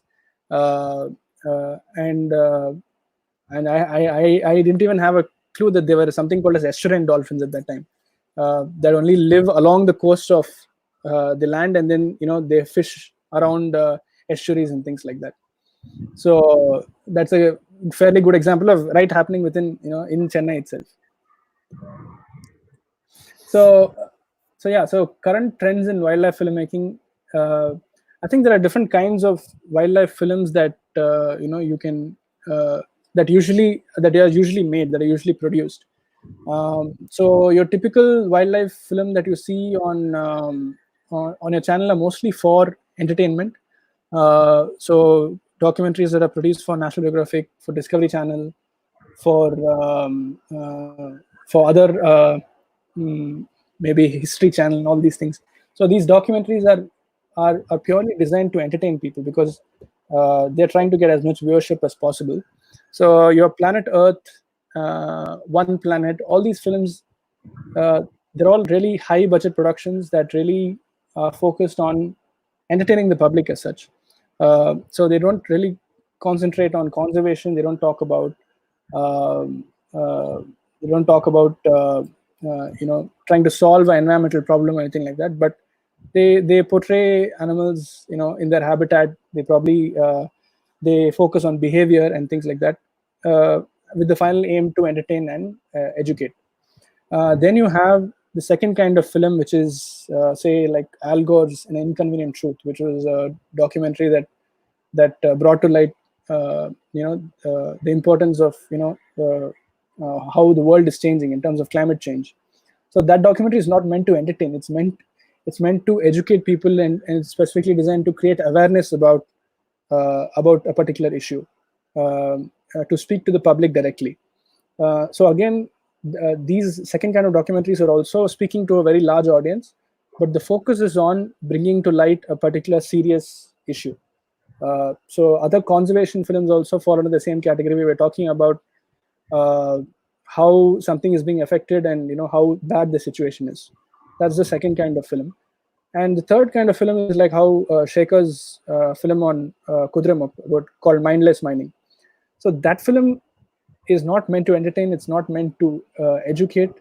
It's not meant for a broad audience. It's meant specifically for the people who can actually do something about it. To it's aimed towards particular ministers, or politicians who have the power to change it. So it's not broadcasting. It's narrowcasting. It's designed specifically for someone, or for a group of people. So here, the thing about production value, story, and all these things take a back seat. But it's really focused on how do you get the message across clearly and concisely, what is going on and what can be done.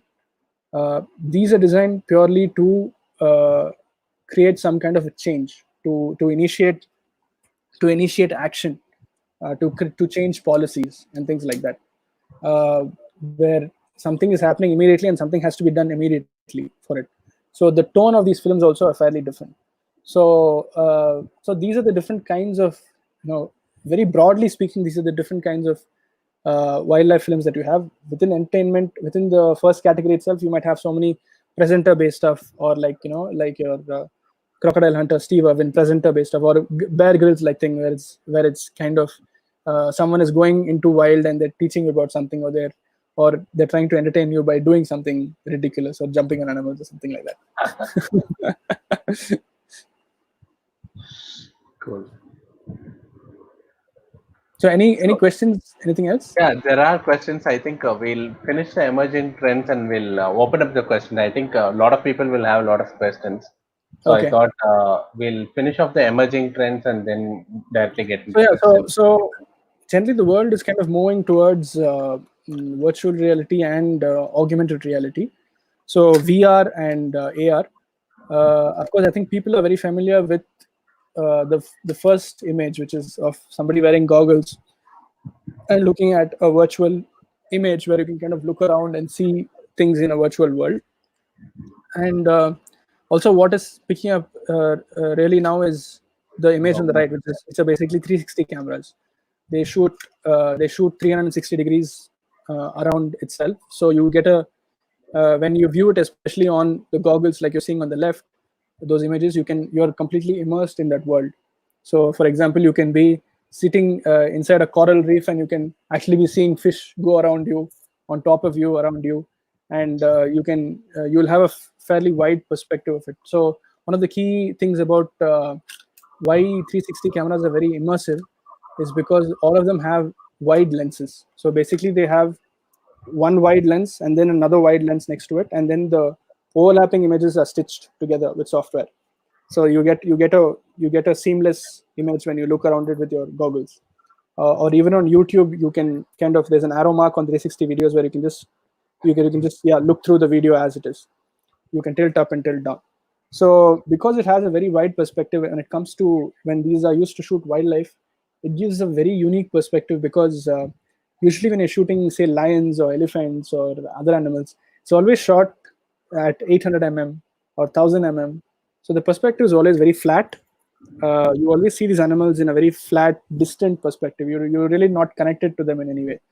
But whereas 360 cameras are usually, as of now, this is how they film it. They're placed in one particular place, and the people and the camera crew moves back, and then the animals are able to come close to these cameras. So you're able to get a wide angle perspective of this huge lion coming towards you and staring at you.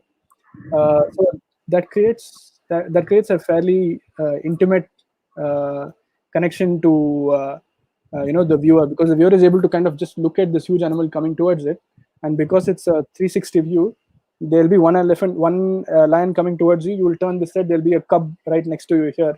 So you are as if you're standing inside a lion's pride, or like I said, a coral reef. So that way these kinds of cameras that are coming up, these kinds of platforms, they're helping uh, wildlife. They're helping people immerse into wildlife even more. It's not just a 2D image at the end of a 200 mm or 300 mm lens anymore. It's now a wide angle perspective where you're up close and personal with wildlife. So that's to do with virtual reality. Another amazing thing is augmented reality (AR), which is picking up, which is used for education more than anything else as of now. When it comes to the wildlife aspect of it, so augmented reality is where you have a digital object projected into the uh, real world. So, for example, I think the most accessible thing the way you can experience AR is, like I was telling Karthik, you can just Google, uh, 3D animals on Google, Google, and yeah. you have about 7 or 8 animals that you can place into your own living room and things like that, and you'll be able to actually see how big that animal is. Um, I think one of the when I tried that out, I think I chose the emperor penguin. I think, and I was so surprised by how big it was. It's like 4.5 feet tall. So especially for kids, it's amazing because they get to see how big an animal is, and it's actually in their own living room, and the quality of it is just improving. And the first time I experienced AR was, I was just telling Karthik, it was when uh, Apple released its Mac Pro desktop, and we were able to see the machine placed onto your own desk.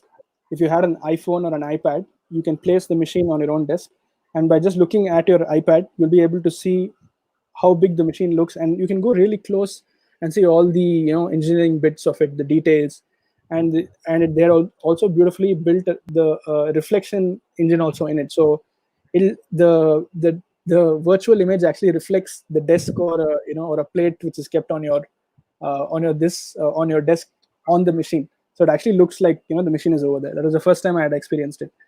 And so AR is definitely going to be used for education. It's going to be used for industrial design and things like that.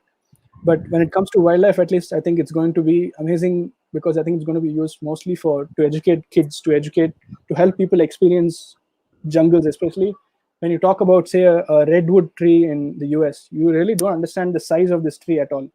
I've seen pictures of the tree being so huge and a person being so small next to it. But probably if I go onto the road, and if I'm able to put a redwood tree in the middle of my road, in traffic, you'll be able to see the sheer size of it. It'll be even bigger than all the skyscrapers. I mean, the 10-story building that's there. So I think Hope, that kind of, yeah, hope we'll that be kind able of, to see redwood trees in yeah. future. So that kind of shift in perspective, that kind of shift in your face kind of realization of the size of a particular animal, or the way an elephant or something, the anatomy of some animal is. I think that's really exciting, because I can straight away see, as filmmakers, we'll have to use these tools in the future to make films, or say to design a course, or things like that. So I think it's very important for filmmakers to use these new technology, or to at least explore it, to see what can be got out of it. Because if you feel that filmmaking is a crowded space now, the only way you can differentiate yourself as a filmmaker is to probably harness newer technology, newer gear, and become really good at it. That way you can pioneer any kind of work that's going to happen with that technology in mind. So as of now, 360 is kind of being adopted by bigger channels as well, like Nat Geo. They have, I recommend you guys checking it out on YouTube. They have something called as the Okavango experience, where they kind of go into the Okavango Delta with a 360 camera. So you kind of go on expedition with these people, and it's beautifully shot. You can experience elephants, zebras, and all these things. But like I said, in a fairly wide angle perspective, where it's in your face. So that's really interesting, and there's lots of 360 content coming out. So if somebody is interested in filmmaking and wildlife filmmaking, I think you guys should check out these different platforms and newer cameras to see how you can enhance your storytelling. So do So you want? coming So to the how last can I be a part wildlife now. filmmaker? I think I'll do after questions. Questions, Hmm. guys. I think we are opening it for questions. So we already have some questions unanswered. So Hmm. I'll first take those questions. So I think Mahesh's question was unanswered. So what Hmm. are the venues you can show wildlife films? Also, please Hmm. talk about the wildlife film festivals and competitions. So I think wildlife film festivals and competitions. There are, if you like I said, now you can just Google everything and find out. There's really no huge mystery to where you can show your films or anything like that. And I think if you really want to create an impact where you can see it, I think it's important to organize film screenings. You can go, if you have a film that you've really done, apart from just sharing it on YouTube, you can call up, if you made a film about any local issue, or if you made a film about any local wildlife, then I think, and if your documentary is not just purely entertainment, but it also has an educational angle to it, you can just go talk to a nearby school or a corporation school and things like that, because these schools are really open to screenings and giving new experience to their kids. Not even really big schools, even small government schools also are great places where you really influence young minds. And apart from that, if you have created a film, you can look out. I mean, there are lots of companies out looking for events that they can give, that they can sponsor and things like that.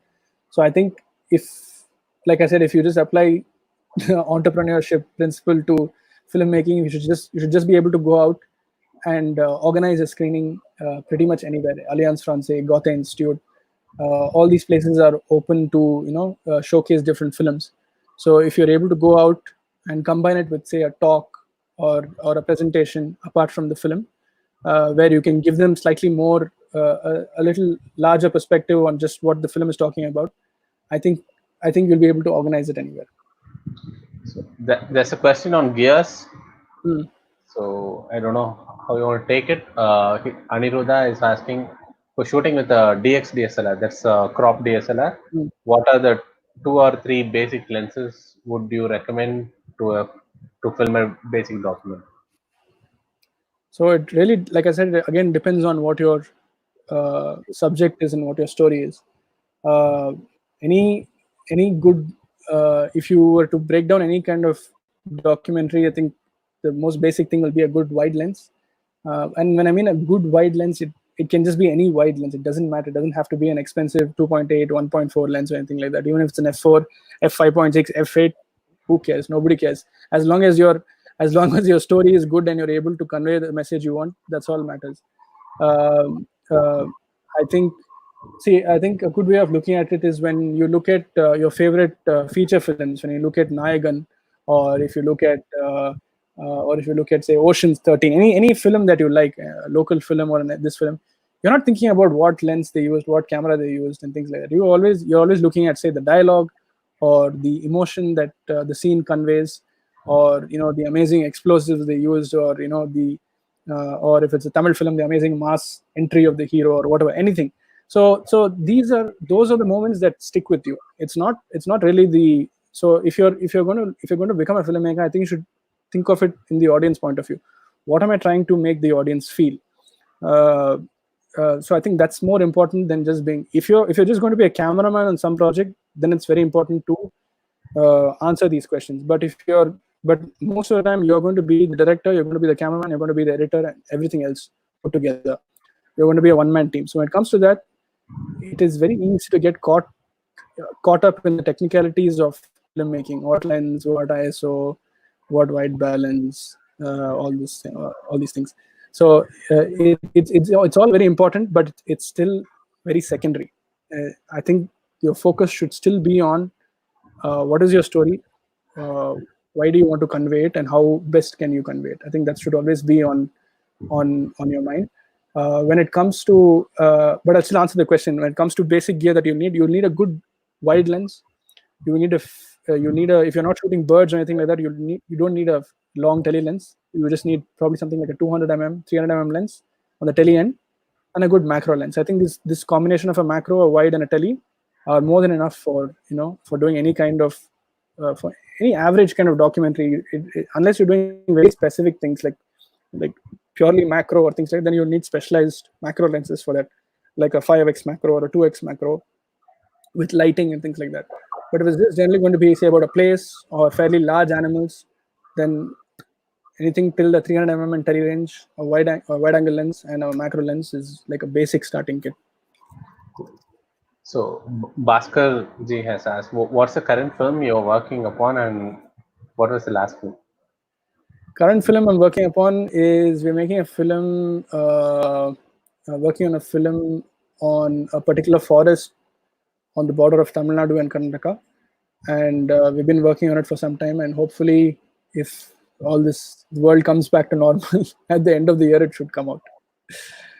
And what was the last film I worked on? I worked on a film about mouse deer breeding and relocation in the Hyderabad Zoo. So the Hyderabad Nehru Zoological Park, they have a mouse deer breeding program, and we made a film for the zoo, which talks about the success of their mouse deer breeding project. That was the last film I worked on. It's on gears, which is a slightly different question. So, Hmm. answer as I guess in wildlife videography, gear does matter, right? Could you share some insight on the amount of experience one might need shooting this type before going professional? I think uh, um, I think I'll answer the question by saying what is really professional. When are you a filmmaker? When are you not a professional filmmaker? That's a very subjective question. Once you decide to be a filmmaker, I think you are a filmmaker. That's it. You. It's only after that. It's just a question of how good you become after that. So someone, you might consider somebody a professional something, a professional dentist, but he might be a really crap dentist. Who knows? His skills might not be that great. So what determines a professional and an amateur? It's very varied. If you consider yourself to be a filmmaker, then you're a filmmaker. That's it. And it's just a question of how good you become after that. You practice your skills and you become after that. So how is it important for you to have good gear in wildlife videography? It definitely is. Uh, but how much experience you need? I think the amount of experience you need is, it depends on your film. Again, this might feel very monotonous, and I'm repeating myself, but that's the only thing that's important. Is whether what is your story, what do you need to convey that story, and can you shoot it, and how best can you shoot it. So for example, if you're shooting a film about your dog at home, you're probably the best person to make the film, because it's your dog. You know your dog in and out. You know its behavior. You know its habits, and for to a certain extent, you know how it's going to behave during the day. So if you decide to make a wildlife documentary about your dog, about how it wakes up in the morning, about how it eats breakfast, about how it goes and fights with another dog in the street, you can create a fairly entertaining documentary because you know the behavior very well. So then it just comes to the question of, am I a good enough? Are you good enough to actually emote on camera all the things that's going on in your dog's life? So that'll again happen if you keep shooting your dog every day. For example, if you have to take a shot of your dog sleeping, what kind of shots will you need? You'll probably need a static frame. You might need a sort of slider shot slowly going towards your dog's face as it's sleeping. You might need different magnifications for it to of it sleeping. A wide shot, a close up, probably a shot of it scratching its ears involuntarily, and things like that. So it's not. It's a lot of small things that build up to make you feel that emotion. So I'm giving the example of a dog because the amount of skill required to convey the dog's emotions in your dog documentary is the same amount of skill required to make a tiger documentary. You understand what I'm saying? It's because only, it just depends on your skill of conveying emotions through filmmaking. If you don't have that, and if you have all the experience of being in the field and jungle, you'll still not be able to make a good film.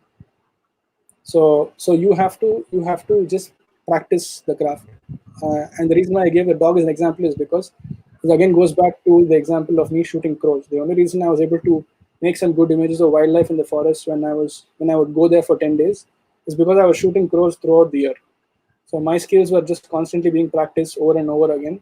So if you want to be a good filmmaker, don't wait until you go to a forest and then get experience shooting tigers. You'll only get a chance in your life to shoot tigers only for 5 minutes, 10 minutes max. But you don't have to go practice on a tiger to make a film about a tiger. You can practice on anything else, and you can still go and make a film about a tiger. Before I made I became a cameraman. Before I was shooting Four Deadliest Snakes of India. Sorry, Four Deadliest Snakes of India. I never shot cobras or Russell's vipers or kraits or anything in my life. But the same skills that I had used to film other things, people, the dogs, which I used to practice on in the beach. All those skills again applied for this film as well, because an entry shot, your focus pulling, setting up exposure, all these things you can do all this practice on other animals as well, or on people as well. So that's always there. So you don't. So this experience in wildlife photography or filmmaking is uh, it's a very mumbo jumbo talk. So don't listen to it. If you really want to practice, just practice on anything. You will get better with experience. That's it. I think it's a lovely answer, Sripad. I think this is something we missed during the main session. So it came out in the questions. I think it's a lovely answer. So Aruna has asked, "Hi, what tips would you give to somebody who has only a mobile and wants to photograph or film wildlife?" All family members asking questions. மடக்குறாங்கடா Uh, அப்படியே. I think what is the answer for it? Someone who Uh-huh. has wants to make a or wildlife film on a phone. It's the same thing. Like I said, since we have the filmmaking language is still the same. So if you were to look at if you were to look at any film and see the different shots required, it, like I said, it again doesn't matter what kind of camera you have. It doesn't matter what kind of equipment you have. If you're still able to convey that with even a phone, it really doesn't matter. Uh, a good example of that would be any kind of these wildlife moments that you see that are captured on in these safaris, like this Kruger National Park incident, and these videos on YouTube where it's just a tourist with a small camera, but because of his luck, he's able to see some amazing action happen in front of him. It's usually shot on a phone, or it's usually shot on a point and shoot camera. And then what happens is, because that's the only thing that they have, channels buy the footage from them, and then they air it with their own editing. They add more shots to it, and then they make it into a full sequence, and then they air it on air. So so even if somebody has, in fact, now mobile phones are so good. I mean, all the phones now have 48 megapixel cameras, 100 megapixel cameras. They're all crazy. So it's the same thing. What is your story? What do you want to convey? How are you going to convey it? So if you have a DSLR or a phone, sometimes phones are much more convenient, and their clarity is much better than most cameras that you can get spending so much money. So So next is Priya. So she is talking with you yesterday, right? She's taking care of my triangles acha, acha. Instagram. Hmm. So what she's asking, she runs her own cooking channel. Okay. She's asking, "Hi, what's the longest period of stay in a location to shoot something?" I have to really think about it. There are lots of times where we had to stay. We had to stay for a long time to shoot some things. சாப்பாடு இருந்தா So இருந்திருப்ப. so sometimes, so I think sometimes the shooting very unexpected stuff also can be very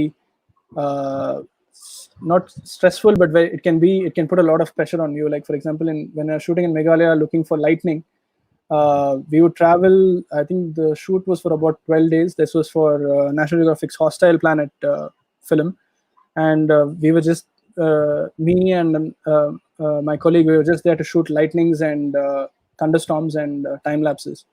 So our subjects were only clouds and lightnings, things that you can't that you can't really predict or see. So and in Meghalaya, there's a lot of, you need to drive a lot. So sometimes we'll be driving 150 kilometers, 200 kilometers a day, just looking at the sky. So I remember the whole 12 days of shooting, me just putting my head outside the window of the car and just looking up and looking at cloud formations, and and trying to predict where the clouds will come, and then trying to get to the other side of the valley or the hill so that I'll get a particular frame with the mountains in the foreground, particular mountains in the background, and then the clouds where they come into position and things like that. So those are all fairly challenging. I mean, even though I'm not sitting in one place, you're kind of trapped because you're shooting something so vast. It looks like you're just kind of going around and trying to shoot the same thing. And then another time would be probably I was trying to shoot some wild dogs, and I was in the hide for about a week or so. I would go into the hide at about 5:30 in the morning, and then come back out at 6 o'clock in the evening again. So just sitting there and trying to shoot some wild dogs. Cool. So Shweta has asked, really engaging, yeah. I think it's an appreciation for you, I guess. Then next comment is from your family. So they are proud of you. We are proud of Sripad as well. So Gopinath, how birds are different from animals in filmmaking? Birds are extremely beautiful, and they make very good subjects, but depending on the bird you're shooting, they can be very difficult to film them. If you even if you're trying to say film a sunbird or a tailor bird, they're very small birds. So if you're trying to get good magnification of these birds, even sitting from your balcony or things like that, trying to pull focus and trying to frame them can be very difficult. Uh, uh, because there is no autofocus when you're shooting video. Everything is fully manual. So when you're watching any kind of wildlife film, everything is manually focused. It is not done like it's in still photography where you just click a half a button and it automatically comes into focus. So when a bird moves from this branch to even a couple of centimeters in front, it goes completely out of focus because you're shooting with a 800 mm or 600 mm lens at fairly low apertures like 5.6 or f8. So at even though f8 might seem like a lot of depth of field, when you're shooting at 800 mm, it's nothing. That's the minimum. That's like a 2.8 on a regular lens. So filming birds that way can be difficult. Larger birds are much easier to film, and generally in terms of behavior and all that, birds have a pattern. They don't differ. They're not very erratic. So if they decide to build a nest or if they're doing some kind of behavior now, there's a good chance that they'll do it again and again. So filming birds that way is it's not easy, but it's definitely more predictable than say mammal behavior or something like that. Aniruddha, how do I get you to review two documentaries I have made and critique them? One of them is on a day in life of my dogs, and the other is on elephants. Just send it to me. That's all. As simple as that. So, wildlife filmmaking, yes, I think you talked about. So, Yeah. you want to say something more on that? Uh, yeah. Wildlife filmmaking gear. What you need a good tripod. You need a good camera. You need a good lens. You need a monitor. You need enough batteries. You need enough spare cables so that when it breaks, you have things on field. And another interesting thing that I want to talk about is initially I spoke about how there has been in the period of 2007 2008 there was these cameras that were able to shoot video. At the same time, you had Final Cut Pro and other editing softwares that came in that could edit. You can basically edit on your laptop. You don't need a huge editing suite or something like that to do it. So now, what is really interesting is there has been some really interesting leaps in technology, GPU technology, that is graphics cards as well as processors. So now AMD has released some new laptops which are very affordable, uh, which have uh, which have 6 core and 12 core laptops uh, for not for I think 50,000-60,000 rupees, which is amazing because you can do some really intense editing on those kinds of machines.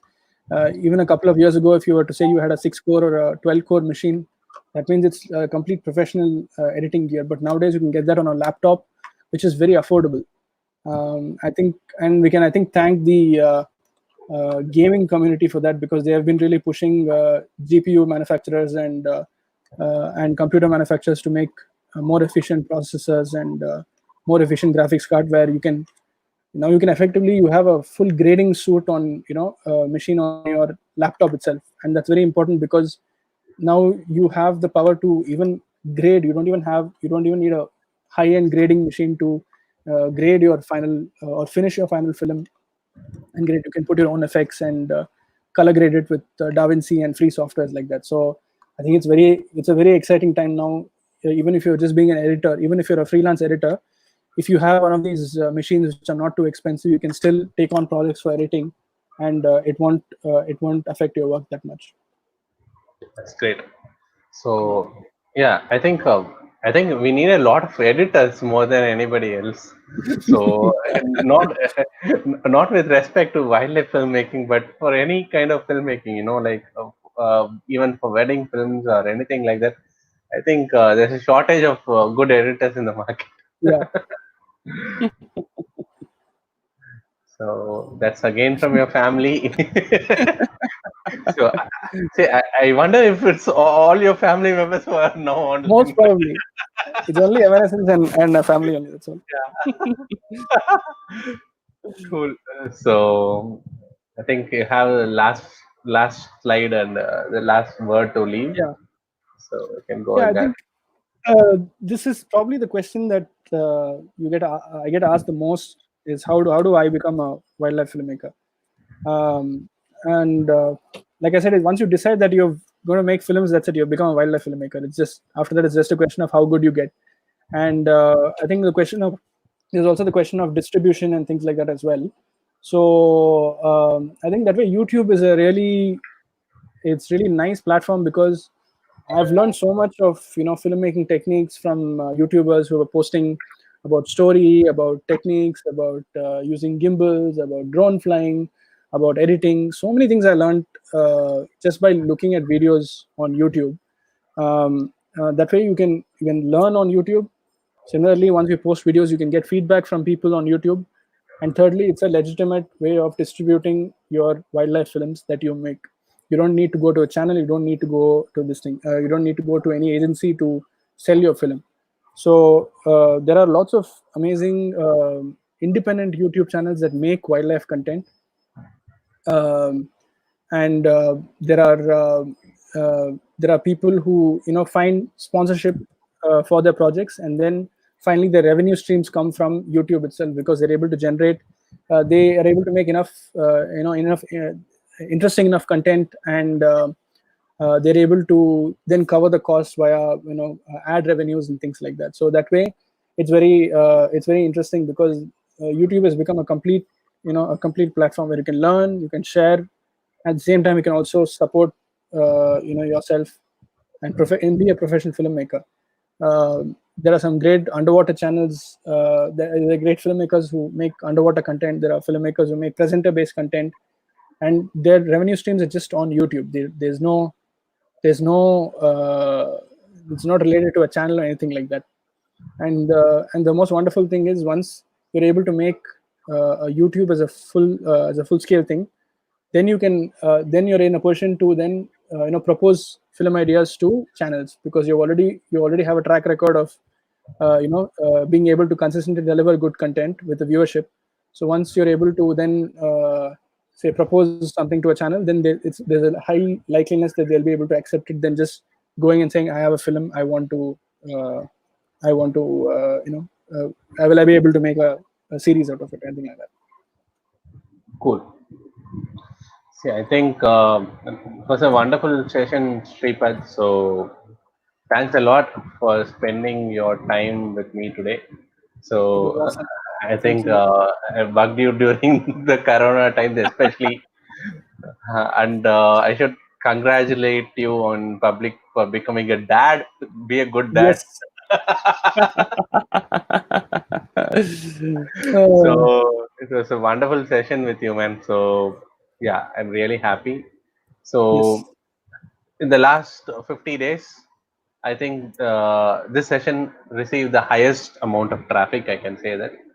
Oh, Okay, really? from yeah, It was just Evanescence and my family. That's the reason for your traffic. maybe maybe my analytics is getting full now. Yeah. Uh, So that's what. Anybody who is not following Sripad can follow Sripad's work at instagram.com/Sripad Sridhar. Okay. So he has also his website and other things which I'll publish in a few minutes time. Okay. So he has a few things to share with you guys, probably a few films he has made. So I'll mm, be sharing this at the end of the session, probably as a pin post in YouTube and also in Facebook and Instagram. Okay. So yes. you can follow that. So any last questions that can be answered can be answered. So a lot of people thanking you. Yeah. Thank you, So guys. Thank you for tuning in. yeah. So thanks a lot, guys. So if you have not subscribed to my channel, okay, that's the final thing. Please subscribe, hit that bell button. Yes. As a YouTuber, we have to tell all these things, no? Okay. No, you should all follow Karthik's channel. He does the interviews Yeah. of very interesting people, uh, not including me. So the whole idea was of starting this Hornbill Studio as a YouTube channel initially, okay, not now, was to share experiences of self and people around me. So I started doing some Tamil videos on photography and things like that because there's little bit, there's very less knowledge of photography and filmmaking in Tamil. So that's why I started with Tamil.